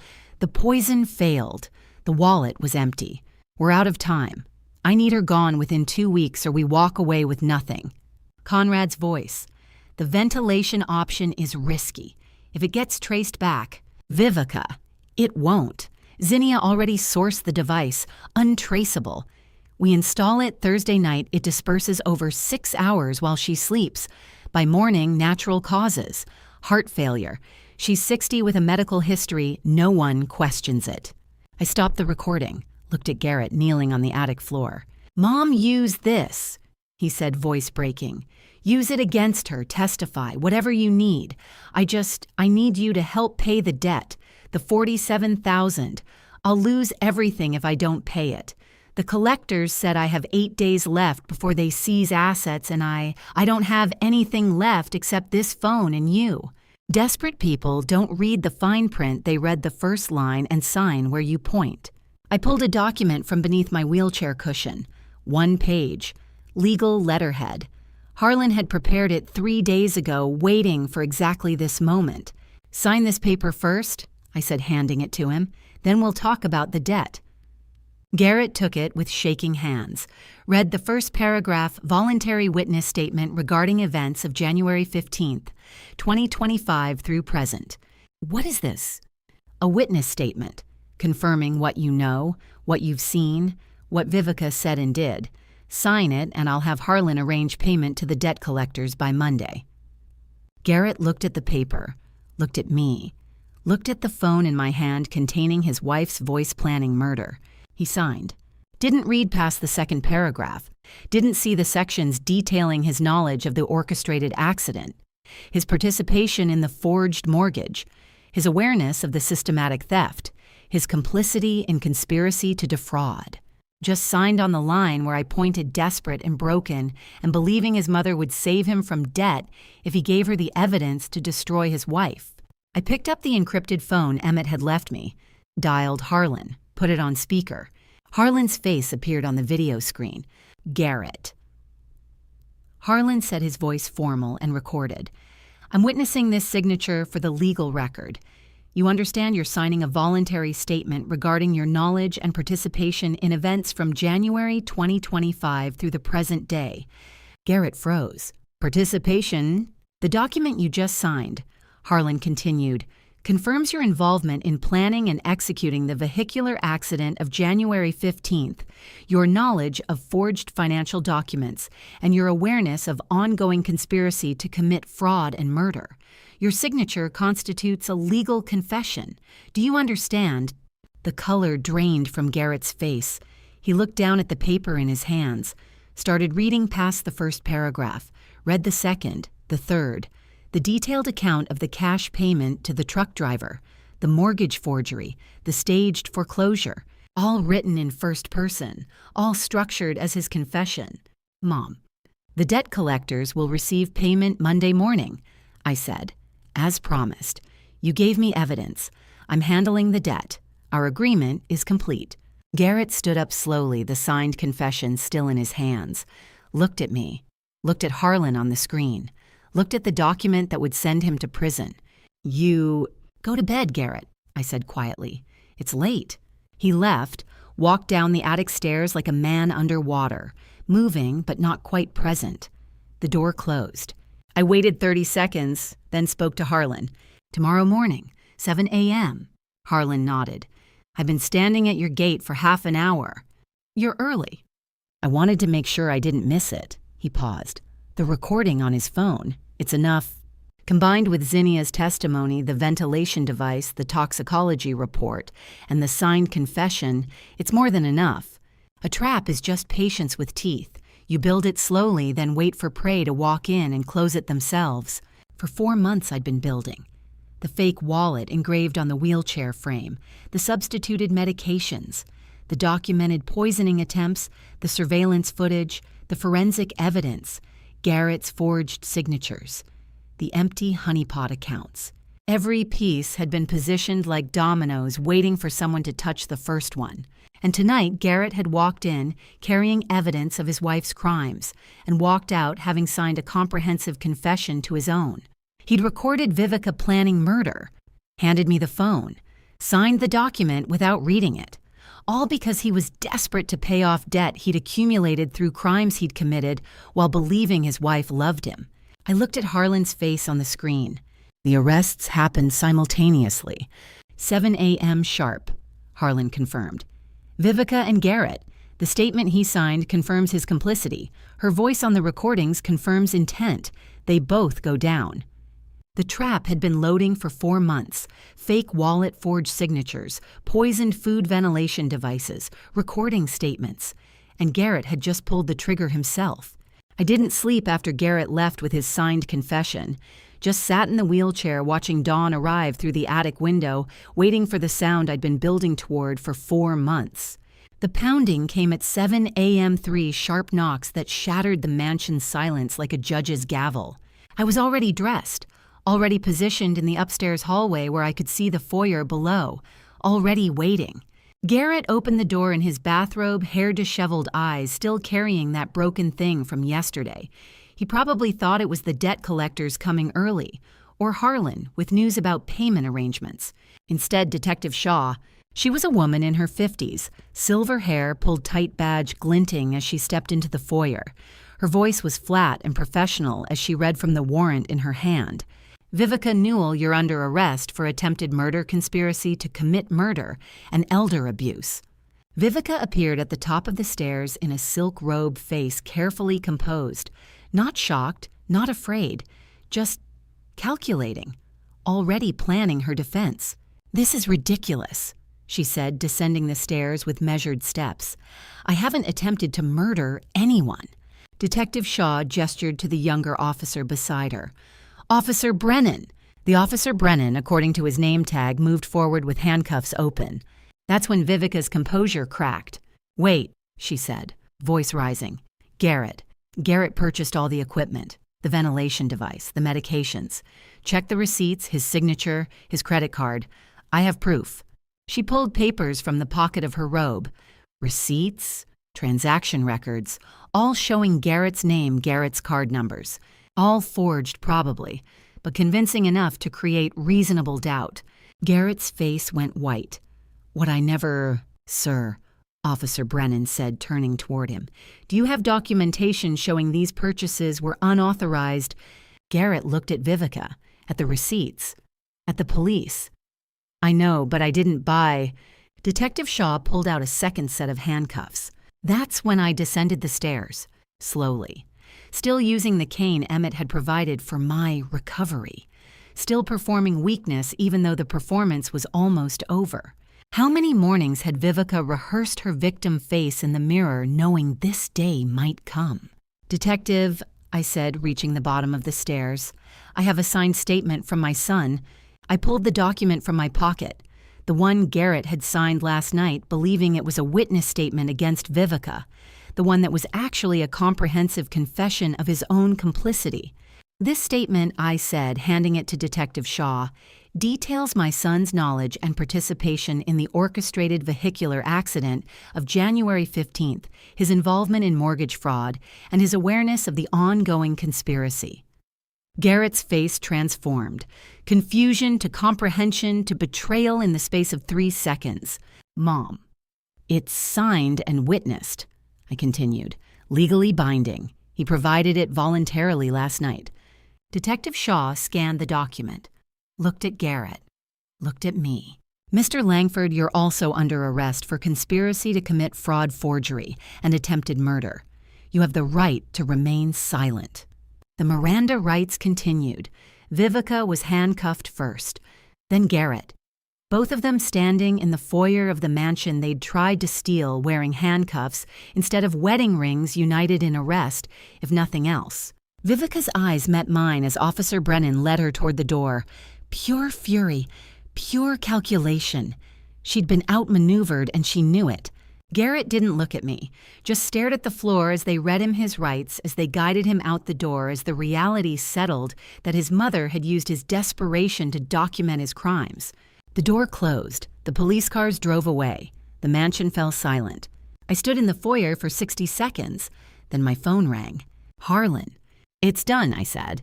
"And Conrad," Harlan replied. "FBI agent Reyes just called from SeaTac. They've got Conrad Sterling in custody." I sat down on the bottom stair. "Tell me." "He was trying to board a flight to Panama. No extradition treaty. One-way ticket purchased yesterday afternoon. TSA flagged his passport. FBI had issued a watch order based on the evidence we compiled. They pulled him at security. And they seized his laptop. Estelle, they found emails, hundreds of them, going back years." "How many years?" "7. The number hit like a physical blow. The earliest email is dated March 2018. Harlan continued. 7 years ago. 7 years before Vivica ever met Garrett. The subject line is Target Acquisition Langford Estate. It details your family's estimated net worth. Garrett's psychological profile entry strategy recommendations. 7 years. The number sat in my chest like a stone, not hot with rage, but cold, smooth, ancient. 7 years of planning before Garrett's first hello. "What else?" I asked. "Asset inventories, timeline projections, contingency plans if Garrett proved unreliable, their word, instructions for Vivica on how to position herself, what personality traits, to emphasize how to accelerate the relationship timeline. It's all there. The entire infiltration was planned before Garrett knew her name." I closed my eyes, opened them. "The courtship," I said. "The proposal, the wedding. Stages in a premeditated operation," Harlan confirmed. "Conrad's emails to Vivica from 2019 include coaching on how to respond to Garrett's proposal. She knew it was coming before he did. Conrad analyzed his behavioral patterns and predicted the timing within a 2-week window. And the marriage, email from June 2021, 6 months after the wedding, Phase 1 complete, asset access secured, proceeding to Phase 2, isolation and extraction." Phase 2. That would have been when Clifford died, when Vivica started positioning to take control. "The bail hearing," I said. "When?" "Monday morning, 48 hours. I'm compiling everything. Now the emails, the toxicology report, Zinnia's testimony, the ventilation device, Garrett's confession. The prosecutor wants to argue no bail, flight risk, danger to witnesses." 7 years. She'd been planning this before Garrett ever said "I do," before their first date, before he knew her name. And I had 48 hours until the bail hearing to prove every single day of it. Harlan's text arrived at noon. Zinnia just walked into the prosecutor's office voluntarily. I stared at my phone screen reading those 6 words 3 times before my brain accepted them. The woman who'd installed a death trap in my ceiling had decided to cooperate. I called Harlan immediately. "What does she want?" "Already got it," he said. "Signed a cooperation agreement 2 months ago, March 15th. March. 2 months before the arrests, before I'd even found Garrett's confession letter. She's been planning this since Vivica stopped paying her." Harlan interrupted. "Prosecutor Rachel Wallace is handling it personally. She wants you here in 20 minutes. The prosecutor's office occupied the 3rd floor of the county courthouse, all institutional beige and fluorescent lighting that made everyone look guilty. Rachel Wallace was 43, sharp-featured, with steel gray hair pulled into a bun, tight enough to give me a headache just looking at it. She'd prosecuted white-collar crime for 18 years and had a conviction rate that made defense attorneys nervous. "Mrs. Ashford." She shook my hand with a grip that could crack walnuts. "Your daughter-in-law's former contractor has been very forthcoming." Zinnia sat in the corner conference room looking smaller than I remembered. Without her tool belt and work boots, she could have been anyone's tired aunt. A recording device sat on the table between us, red light blinking steadily. "Tell Mrs. Ashford what you told me," Wallace said. Zinnia wouldn't meet my eyes. Vivica hired me in January, said she needed custom ventilation work in the attic. Specific instructions: drill holes in particular floor joists, install flexible ducting that connected to the furnace exhaust system, run it directly under your bedroom. My hands went cold, the technical precision of it. She drew diagrams, Zinnia continued. Show me exactly where you slept, which joists would distribute the gas most efficiently. Said it had to look like an accident, like an old house settling cracks in the structure. And you just did it. The question came out sharper than I intended. She paid me $8,000. Zinnia's voice cracked. My daughter needed surgery. Insurance wouldn't cover it. I told myself it was just ventilation work that maybe she didn't really mean. She finally looked up, tears tracking down her weathered face. But I knew. God help me, I knew what it was for. Wallace slid a document across the table. Ms. Frost has been wearing a recording device since March 20th. Every conversation with Vivica Sterling since then has been captured. Every conversation.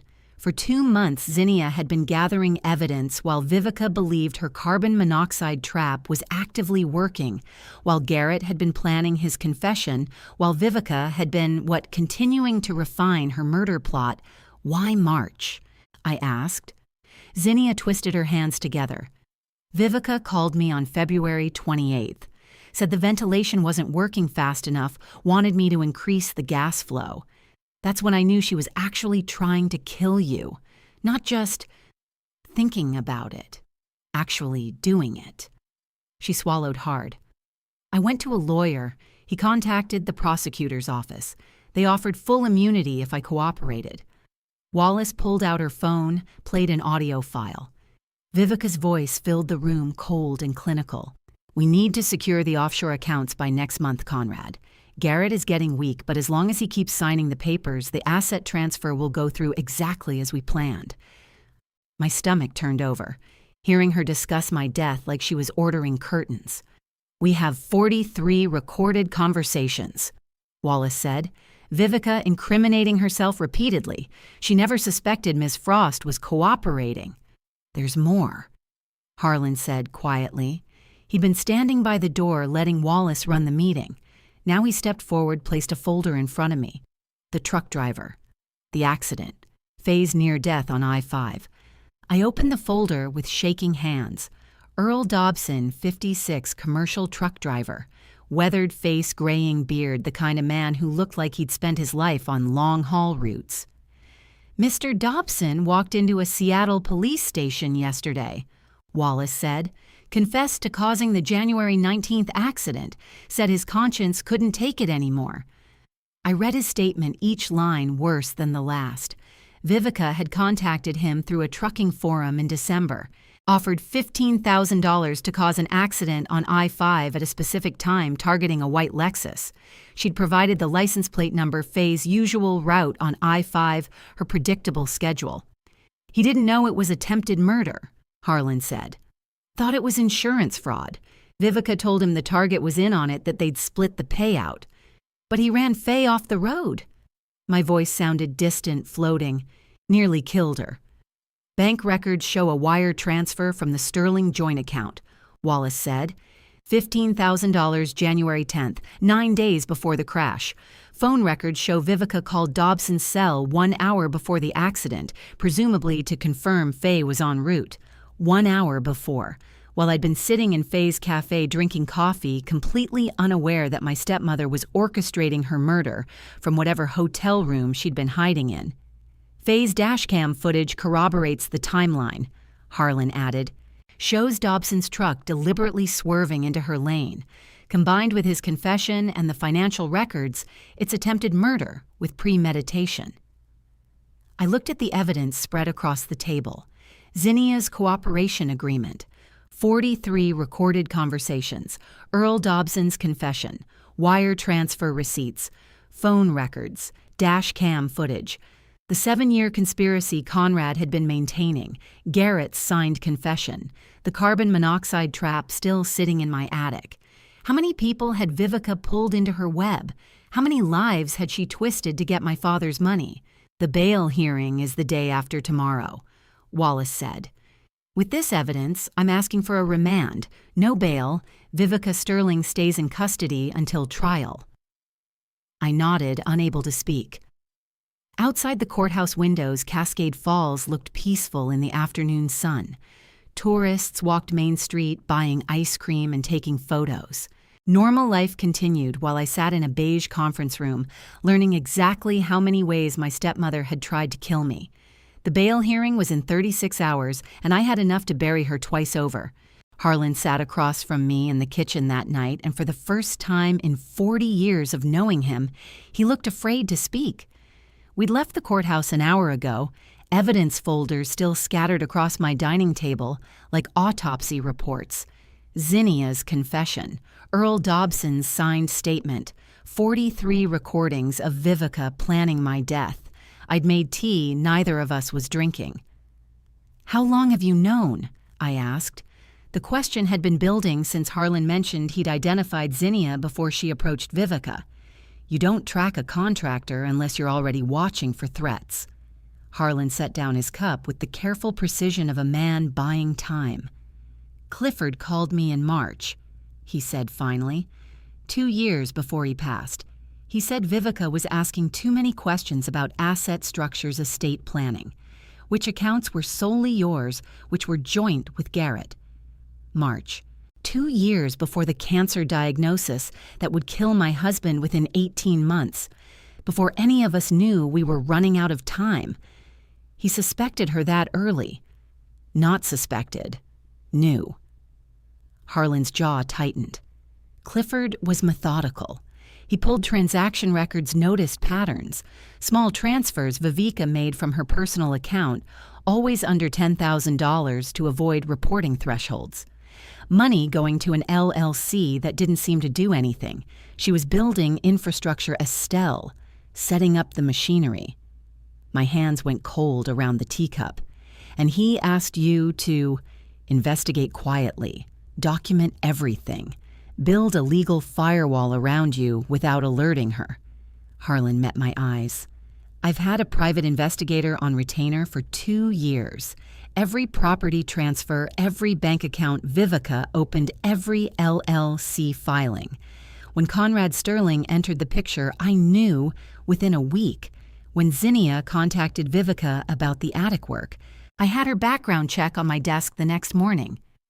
You knew who Zinnia was the day she contacted Vivica. It wasn't a question. Your husband asked me to watch Estelle, so I did. The kitchen felt smaller suddenly. All those months I'd thought I was alone grieving Clifford and navigating Garrett's crumbling marriage. All those nights I'd lain awake wondering if I was paranoid, if Vivica's coldness was just her personality. Clifford had known. For 2 years before the cancer took him, he'd known our son's wife was circling, and he'd built a wall I couldn't see, a protection that outlived him. The carbon monoxide trap, I said. You knew about that, too. Not until Zinnia came to us in March. Pain flashed across Harlan's face.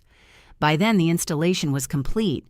If I'd moved too early, warned you directly, Vivica would have known someone was watching. She might have accelerated, made it look like a sudden accident instead of slow poisoning. He swallowed hard. Zinnia's cooperation agreement gave us the recordings. Proof. But you were sleeping under that trap for 2 months while we gathered evidence, and I'll carry that for the rest of my life. You were protecting me, I said quietly, the way Clifford asked you to. I was trying. Harlan's voice cracked. You've been carrying this for 2 years, alone. Not alone. Clifford left detailed notes, instructions. He knew he was dying, Estelle. The last thing he did was make sure you'd be safe when he couldn't do it himself. I thought of my husband in his final months, frail and morphine foggy, barely able to lift his head. I thought he was letting go, making peace. Instead, he'd been orchestrating protection from beyond the grave, trusting Harlan to execute a plan he'd never lived to see completed. 1 week later, Harlan called me to his office downtown. The forensic examiner's report had arrived. Caldwell's analysis covered 6 pages. dense with technical language about pressure points and stroke consistency and ink composition. Malcolm Caldwell had spent 30 years analyzing signatures for King County courts, testifying in fraud cases, and his conclusion was unambiguous. Pressure points inconsistent with subject's historic samples. Harlan read aloud. Signature executed by male hand, likely right dominant. Comparison to known exemplars of Garrett Ashford shows 92% probability match. I stared at the mortgage document on Harlan's desk. My signature, or what I'd believed was my signature, scrawled across the bottom line. The loan that had forced me from my home, put me in the mansion with Vivica, trapped me in the same house as the woman trying to kill me. Garrett forged it, I said. The words felt distant, factual. The mortgage never existed, Estelle. Legally, you never lost the house. Harlan slid another document across the desk. I've submitted a court order to the bank. The fraudulent loan is being withdrawn. Title deed reverts to your sole ownership. You can move back tomorrow if you want. Tomorrow? I could sleep in my own bedroom, cook in my own kitchen, walk my own hallway without wondering if the air was poisoned. But Garrett would face additional felony charges. Forgery. Fraud. His conspiracy with Vivica had already guaranteed prison time. This would add years. My son had stolen my home with a forged signature, and now I held the evidence that could bury him. I drove to the house that afternoon. My house. The key was in my purse where I'd kept it all these months, unable to throw it away even after the locks supposedly changed. I stood on the porch looking at the blue door Clifford and I had painted together 23 years ago. The key slid into the lock like a bone returning to its socket click-turn home. The door swung open. Inside, everything was exactly as I'd left it. The movers hadn't touched anything. The foreclosure had never been executed. Because legally, there was no foreclosure, no legitimate debt, just Garrett's forged signature and a lie that had shaped 6 months of my life. I walked through rooms that smelled like memory. Clifford's pipe tobacco still faint in his study, my lavender sachets in the linen closet. The living room where we'd hosted Garrett's graduation party, the kitchen where I'd taught him to make pie crust. The house held all of it preserved and waiting. My son was in a cell facing forgery charges, conspiracy, fraud. Vivica had manipulated him, certainly. Twisted his judgment, promised him wealth and freedom from his controlling mother. But Garrett had signed my name, had taken my home, had helped install a carbon monoxide trap above my bed. The bail hearing was in 12 hours, and I still hadn't decided which son I was saving.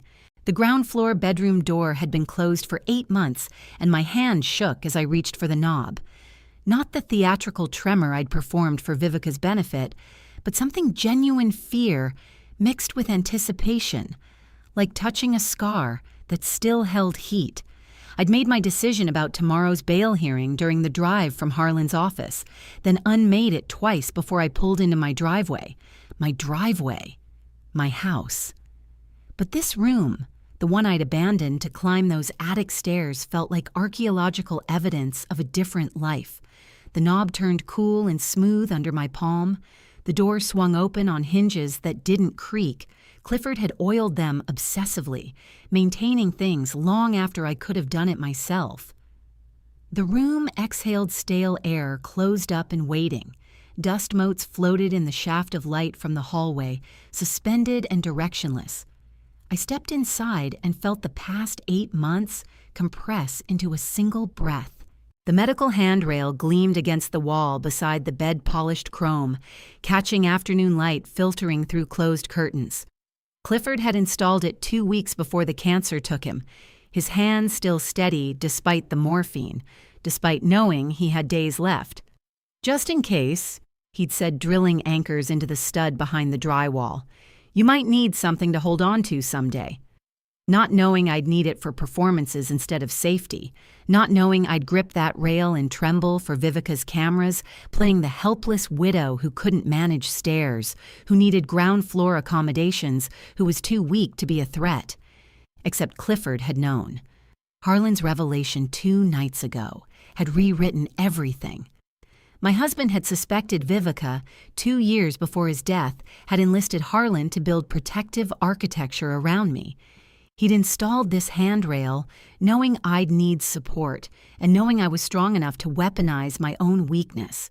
The duality of it. My father had taught me to hide strength behind smiles.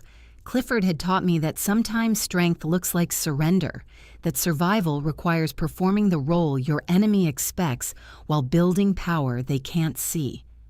I crossed to the window, each step deliberate. My knee, the one I'd favored dramatically for 8 months, held steady. No theatrical limp, no performance. Just a 68-year-old body that had carried me through grief and conspiracy, and attempted murder joints that ached on cold mornings, but functioned perfectly well when I stopped pretending otherwise. I pulled the curtains open. Afternoon sunlight flooded the room, harsh and unforgiving, illuminating every surface I'd left behind. The quilt Clifford's mother had made us still folded at the foot of the bed. The reading chair where I'd spent decades with novels and case files, back when I helped Harlan with research, before I decided being useful, made me vulnerable. The dresser that held clothes I hadn't worn since January, outfits for a woman who still believed her son loved her more than money. How much of the trembling had been real, and how much had I practiced in mirrors, until even I couldn't tell the difference? The question settled in my chest like a stone. I'd gripped that handrail and performed frailty for Vivica, but I'd also gripped it at 3 a.m. when grief over Clifford felt like drowning, when loneliness made my bones feel hollow. I'd climbed to the attic because Vivica had manipulated the mortgage, but I'd also climbed because some part of me wanted to disappear into victimhood, to stop fighting, to let someone else make decisions while I faded into irrelevance. The performance had been real. The weakness had been real. I'd simply learned to use both as weapons. I sat in the reading chair, feeling springs that remembered my weight. On the dresser, a framed photo showed Clifford and me at Garrett's college graduation. Our son between us with his economics degree and his confident smile. 26 years old, full of potential, certain he'd build something meaningful. Before Vivica. Before the slow erosion of his ethics, the compromises that seemed small until they added up to conspiracy and fraud and forged signatures. Tomorrow, I'd walk into that courthouse knowing my son had stolen my home, that he'd helped install equipment designed to kill me, that he'd chosen his wife over his mother repeatedly, consistently, without apparent hesitation. But I'd also walk in knowing Vivica had manipulated him from their first meeting, that she'd identified his weaknesses, his resentment of my relationship with Clifford, his sense of being controlled, his desperate need to prove himself, and exploited them with surgical precision. Garrett had made choices, but Vivica had architected the circumstances where those choices felt inevitable. I stood and walked to the handrail, placed my hand on the cool chrome. Clifford's last gift. A tool I'd needed and weaponized in equal measure, exactly as he'd somehow known I would. Outside the window, Cascade Falls stretched toward mountains still capped with May snow. The town where I'd raised my son, buried my husband, survived my daughter-in-law's murder plot. 8 months in the attic. 8 months performing weakness while building a case, gathering evidence, transforming from prey into something else entirely. The attic hadn't just been Vivica's cruelty, it had been a cocoon. A dark space where I'd shed the woman who believed loving people meant trusting them, who thought being someone's mother guaranteed their loyalty, who'd spent decades making myself smaller, so the men around me could feel larger. I wasn't that woman anymore. I wasn't sure I'd ever been her or if she'd always been another performance, another survival strategy dressed up as personality. The sunlight didn't just fill the room, it burned away 8 months of shadows like fog under a blowtorch, leaving only what was solid, what was true. I was a woman who'd survived attempted murder, who'd documented a 7-year conspiracy, who'd reclaimed her home and her agency and her right to stand in sunlight without apologizing for taking up space. And tomorrow I'd decide whether being Garrett's mother meant saving him from consequences or teaching him that love doesn't erase accountability. I stood in that sunlight for a long time, a lifetime, away from the person I'd pretended to be, the victim I'd performed so well even Garrett believed it. Tomorrow I'd walk into the bail hearing and decide whether to save my son or watch him face the consequences of choosing his wife over his mother. But today in this room, I was just a woman who'd survived standing in light she'd earned. The bail hearing was at 9 a.m., and I still hadn't called Harlan with my answer. The bailiff's voice cut through the courtroom murmur like a blade. "All rise for the Honorable Judge Carmichael." I stood with everyone else my decision made the moment I'd walked through the courthouse doors without calling Harlan to change course. Bailiff Reed stood by the courtroom door, a younger man with the rigid posture of someone who'd spent years in uniform watching the gallery with practiced vigilance. Judge Carmichael entered from chambers, a woman in her 60s with steel gray hair and a reputation for handing down the maximum sentence in family violence cases. She'd presided over 3 domestic homicide trials in the past year alone. I'd chosen not to intervene, which meant I'd chosen this. I sat in the 3rd row of the gallery, spine-straight hands folded in my lap. Harlan sat to my left, Celeste to my right. Faye was 2 rows back with her wife, the scar on her temple still faint pink from where the steering wheel had caught her during the crash. Zinnia sat near the prosecutor's table, looking small and terrified her cooperation agreement, buying immunity, but not absolution. Garrett and Vivica sat at separate defense tables, their lawyers forming a barrier between them like opposing fortifications. Garrett wore the orange jumpsuit that meant he'd been denied pre-trial release. He'd looked back once when the bailiff brought him in, searching the gallery until he found me. I didn't look away, didn't smile, didn't acknowledge him beyond meeting his eyes for 3 seconds before returning my attention to the judge. Prosecutor Wallace stood her movements economical and precise. "Your Honor, the state presents evidence of conspiracy to commit murder, attempted murder, fraud and forgery, spanning 7 years and involving 3 defendants, Vivica Sterling, Garrett Ashford, and Conrad Sterling." She clicked a remote. The courtroom screen lit up with Faye's dashcam footage, the timestamp reading January 19th, 2025, 2:47 p.m. The semi-truck swerving into frame, Faye's Lexus, careening toward the shoulder, the sickening crunch of metal. Someone in the gallery gasped. I'd already seen it. "Exhibit A," Wallace said, dashcam footage corroborating Earl Dobson's confession to orchestrated vehicular assault. Next came audio. Vivica's voice filled the courtroom cold and transactional. "The levels need to be higher. She's still waking up every morning. I want her unconscious within 3 hours, dead by dawn." Zinnia's voice nervous. "Mrs. Sterling, I'm not comfortable increasing the gas flow. The current setup is all ready." Vivica interrupting. "I'm paying you to follow instructions, not develop a conscience."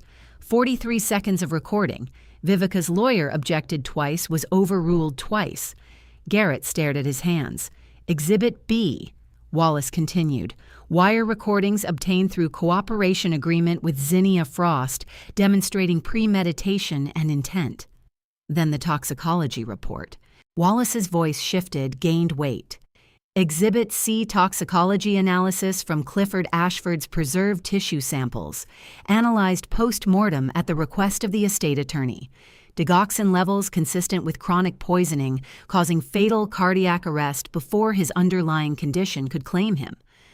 The courtroom went silent. Even the court reporter stopped typing for a beat. 18 months before diagnosis. Clifford had been dying of poison before the cancer ever appeared, before any of us knew to look for unnatural causes. I'd carried his ashes for 3 years, never knowing someone had put poison in his coffee while I slept upstairs trusting. Never knowing the cancer that killed him had been preceded by murder so slow and careful it looked like aging, like bad luck, like the ordinary tragedy of a body failing. Email correspondence recovered from Conrad Sterling's laptop. Wallace said, clicking through exhibits. The screen showed dated messages, clinical and damning. April 2018. Phase 1 complete. The old man's health is declining faster than projected. Vivica will be installed as primary heir within 24 months. CS. September 2019. Subject remains unaware of asset transfer preparations. Garrett confirms mother's trust in daughter-in-law intact.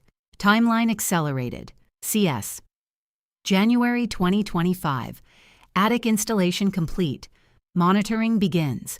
Estimated resolution 90 to 120 days.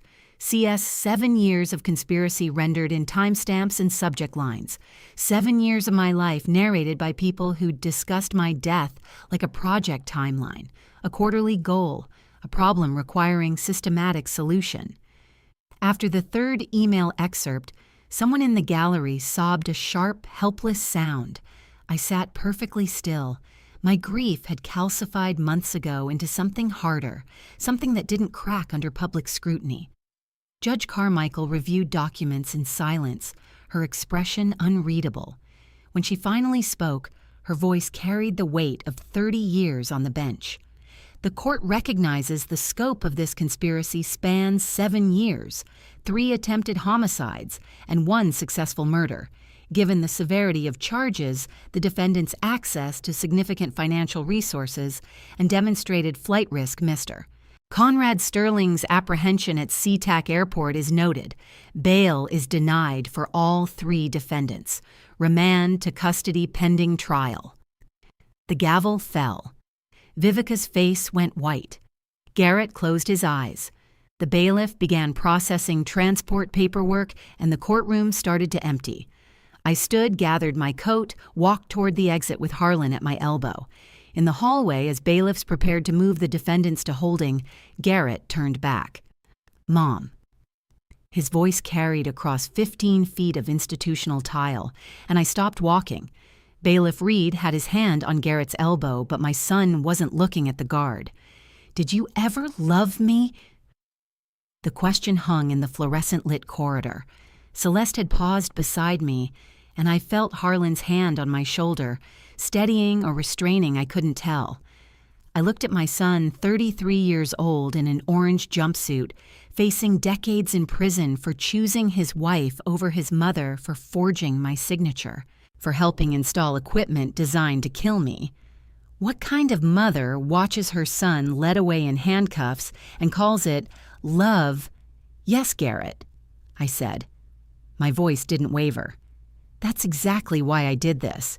If I hadn't loved you, I would have let you become worse." He nodded, not forgiveness, not understanding, just acknowledgement that I'd answered honestly. The bailiff tugged his elbow, and Garrett turned away. He walked away. I let him. 33 years of motherhood, of scraped knees and bad dreams and college applications, and it ended with his back disappearing through a secured door while I stood still as stone. Vivica was next, and I had no love left to soften what was coming for her. The sentencing hearing was in 2 weeks, and Harlan had 1 more envelope he hadn't shown me yet. Faye's kitchen smelled like coffee, and something I hadn't felt in months' safety. The bail hearing had ended 3 hours ago. Garrett's question still echoing in my chest, like a bruise that hadn't surfaced yet. Faye poured coffee into mismatched mugs, the kind you accumulate over decades of living in one place. Celeste cut apple pie with methodical precision, her hands steady in a way mine hadn't been since January. I sat at the table and looked out the window at Faye's garden, where tomatoes were just starting to ripen on the vine.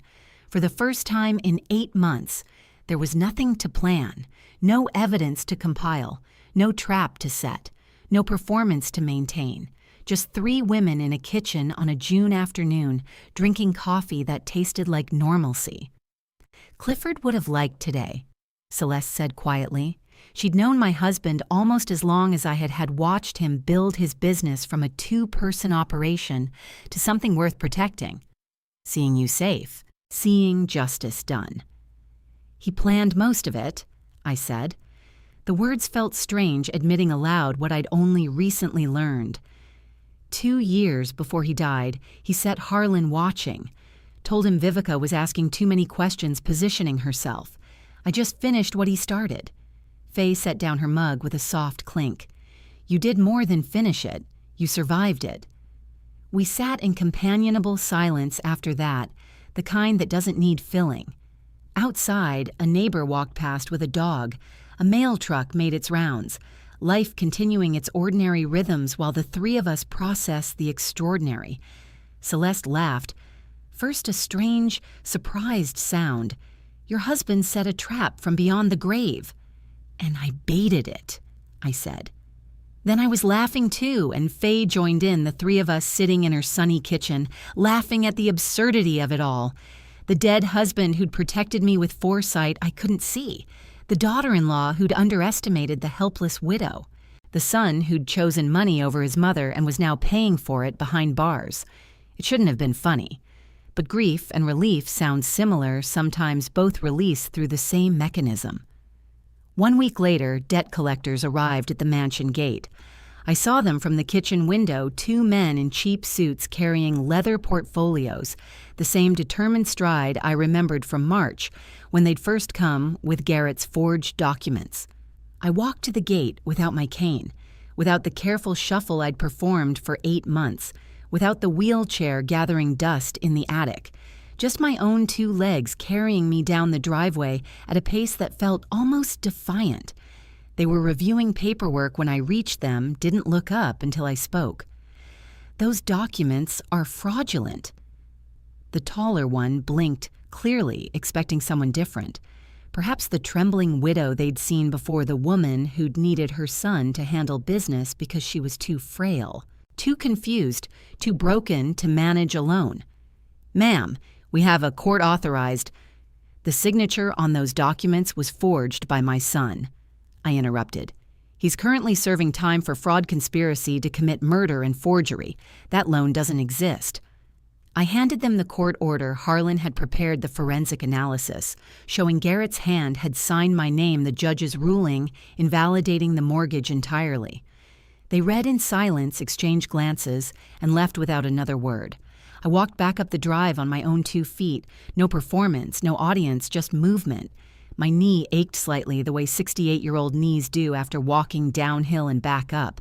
But it was real pain, not theatrical weakness, honest limitation instead of weaponized frailty. The gate clicked shut behind me. Same sound, same house, different woman. That weekend, Harlan came by to finalize the last of the estate paperwork. We sat in the library, Clifford's library. With his books still alphabetized on the shelves, his reading chair still angled toward the window. Harlan signed documents. I signed documents. And the conspiracy that had consumed 8 months of my life reduced to signatures and notary stamps. When he stood to leave, I walked him to the porch. His car was parked in the circular drive engine already running because he'd started it remotely the way he always did. Efficient. Prepared. The kind of man Clifford had trusted to execute a plan that spanned years and survived death. "Your husband once said he wasn't afraid of death," Harlan said, pausing at the top of the porch steps. "Only of leaving you before you were safe. That was his only fear at the end." I thought of Clifford in his final days, morphine foggy and failing, still drilling anchors into the wall for a handrail I'd need someday, still calling Harlan with instructions, still building protection he'd never see completed. "Now I'm safe," I said quietly. "Yes." Harlan's voice carried 40 years of friendship, of late-night phone calls and legal strategy and quiet loyalty that had outlasted the man who'd requested it. "Now you are." He walked down the steps, got into his car, and drove away. I stood on the porch watching his taillights disappear into the dusk like embers fading, 40 years of friendship reduced to 2 red dots, then nothing, then memory. The sun set behind the mountains, painting the sky in shades of orange and purple that Clifford used to photograph obsessively. I stood there until the colors faded and the automatic porch light clicked on sensor-activated and impersonal. Then I went inside and made myself a cup of tea. The house was mine legally, physically, spiritually mine. The title deed sat in my safe with my name alone on it, no joint ownership, no forged signatures, no conspiracy lurking in the margins. Vivica would spend the next 20 years in prison for murdering Clifford for attempting to murder me and Faye, for conspiracy that spanned 7 years and pulled my son into its gravity. Garrett would serve his sentence for fraud and forgery and choosing his wife over his mother. Conrad Sterling would never see American soil again, extradited to face charges in 3 countries for financial crimes that predated even his relationship with Vivica. Justice had been served with the precision Clifford would have appreciated the thoroughness Harlan had executed the survival I'd earned through 8 months in an attic breathing poisoned air. But there was one thing left, one piece I hadn't told Harlan or the prosecutor or anyone. The wedding ring was still hidden in the attic floorboard, and it was worth $30 million in cryptocurrency that no one knew existed. Judge Carmichael entered the courtroom for the last time, and I didn't stand. Nobody asked me to anymore. September sunlight filtered through high windows, while 3 lives hung in the balance of sentencing. I sat in the gallery, 3rd row, same seat I'd occupied 3 months ago. My wedding ring caught the light as I folded my hands, the same gold band I'd worn for 35 years. Simple. Unremarkable. Worth more than anyone in this room could imagine. Vivica stood first orange jumpsuit, replaced by civilian clothes, handcuffs still gleaming. She'd lost weight in county jail, her face angular and harder. Judge Carmichael read from prepared notes, voice steady and final. Vivica Ashford, you are hereby sentenced to life imprisonment without possibility of parole for 2 counts: attempted murder, elder abuse, wire fraud, violations of the Computer, Fraud and Abuse Act, and first-degree murder of Clifford Ashford. Vivica's face stayed blank. No tears, no protest. Just empty acknowledgement of someone who'd gambled everything and lost. Garrett stood next. He'd aged in 3 months, new lines around his eyes, gray, threading through his hair. He looked at me once, before the judge spoke, and I didn't look away. Garrett Ashford, you are hereby sentenced to 12 years in federal prison with eligibility for parole after 6 years if you cooperate fully with ongoing investigations. All inheritance rights from Clifford Ashford's estate are permanently revoked. The court acknowledges evidence of manipulation by co-conspirator Vivica Ashford, while also recognizing your conscious participation in fraud and forgery. 12 years, half what Vivica faced, a fraction of Conrad Sterling's overseas sentence. My evidence had done that documented the difference between my son's weakness and his wife's calculated evil. 33 years of raising him, and it ended with a judge's gavel and a 12-year sentence I'd built evidence for brick by brick. Recording by recording. Mrs. Estelle Ashford.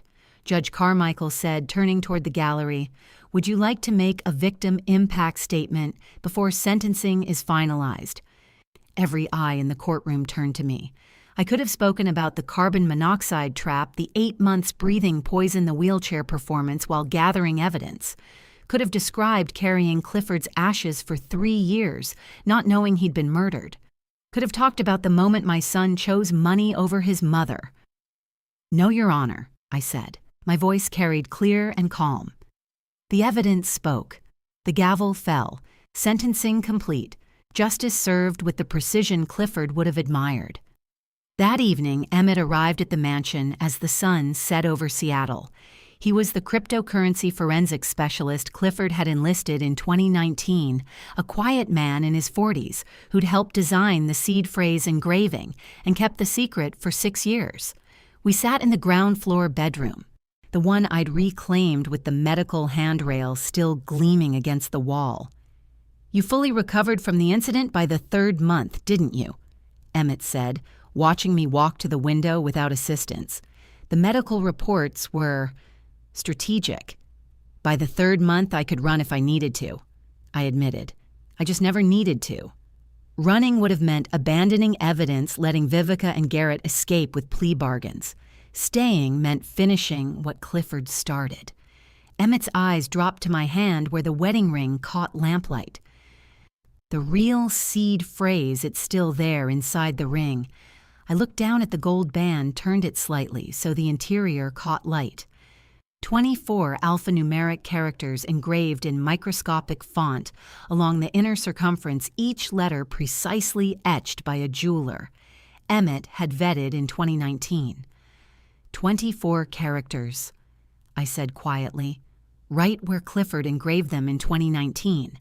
The ring had been the answer all along, not hidden in a vault or buried in the attic, but circling my finger where love had always been. For 6 months, police and lawyers and prosecutors had searched for hidden assets. They'd inventoried every account, traced every transaction, cataloged every property. Vivica had spent years positioning herself to steal the fortune. Garrett had forged documents. Conrad had maintained 7 years of conspiracy emails. And the entire time, $30 million in cryptocurrency sat on my finger in plain sight. Every handshake with Prosecutor Wallace, every document I'd signed, every time I'd gripped that medical handrail or held Celeste's hand or pointed at evidence in Harlan's office. The fortune Clifford had protected circled my 4th finger, camouflaged as sentiment disguised as memory, hidden in the most obvious place imaginable. Clifford said you'd never take it off, Emmett said softly. Said that was the safest vault he could design your loyalty to him. I smiled the first genuine smile since January. He was right. Emmett left as night fell, and I sat alone at the mahogany writing desk Clifford had given me in 1996. I opened a leather notebook and wrote a single line in careful script. September 15th, 2025, safe, home, free. Then I stepped onto the mansion porch, breathing autumn air that smelled like fallen leaves and distant rain. The Seattle garden stretched before me, tomato plants gone to seed roses preparing for winter. My wedding ring gleamed under the porch light like a small sun gold band holding digital infinity love made into armor marriage, transformed into mathematics that saved us both. Clifford, I whispered to the night. It worked. All of it. The protection that outlived him, the evidence he'd set in motion, the seed phrase engraved in a wedding band I'd worn through grief and conspiracy and attempted murder, never once considering removing it because you don't take off 35 years of marriage just because death interrupts the ceremony. I went inside, turned off the porch light, and walked to the ground floor bedroom. The handrail gleamed in darkness, installed by a dying man who'd known I'd need support and known I'd weaponize my own weakness. The bed waited with clean sheets that smelled like lavender. I slept in my own room that night in my own house on my own terms. The ring stayed on my finger, 24 characters of protection, Clifford engraved before he died a fortune they'd killed for but never found because they forgot to look at what was always there. I slept wearing my own ring, the one that kept us safe long after you were gone. And to you listening to my story, remember this sometimes. The people closest to you can become strangers overnight. Looking back, I wish I'd seen the signs earlier. I trusted too easily believed family loyalty was automatic. Don't make my mistake. Don't ignore your instincts when something feels wrong. I spent months breathing poisoned air because I couldn't imagine my own son would betray me. Trust, yes, but verify. Always verify. What I learned is that grandma revenge isn't about bitterness, it's about justice.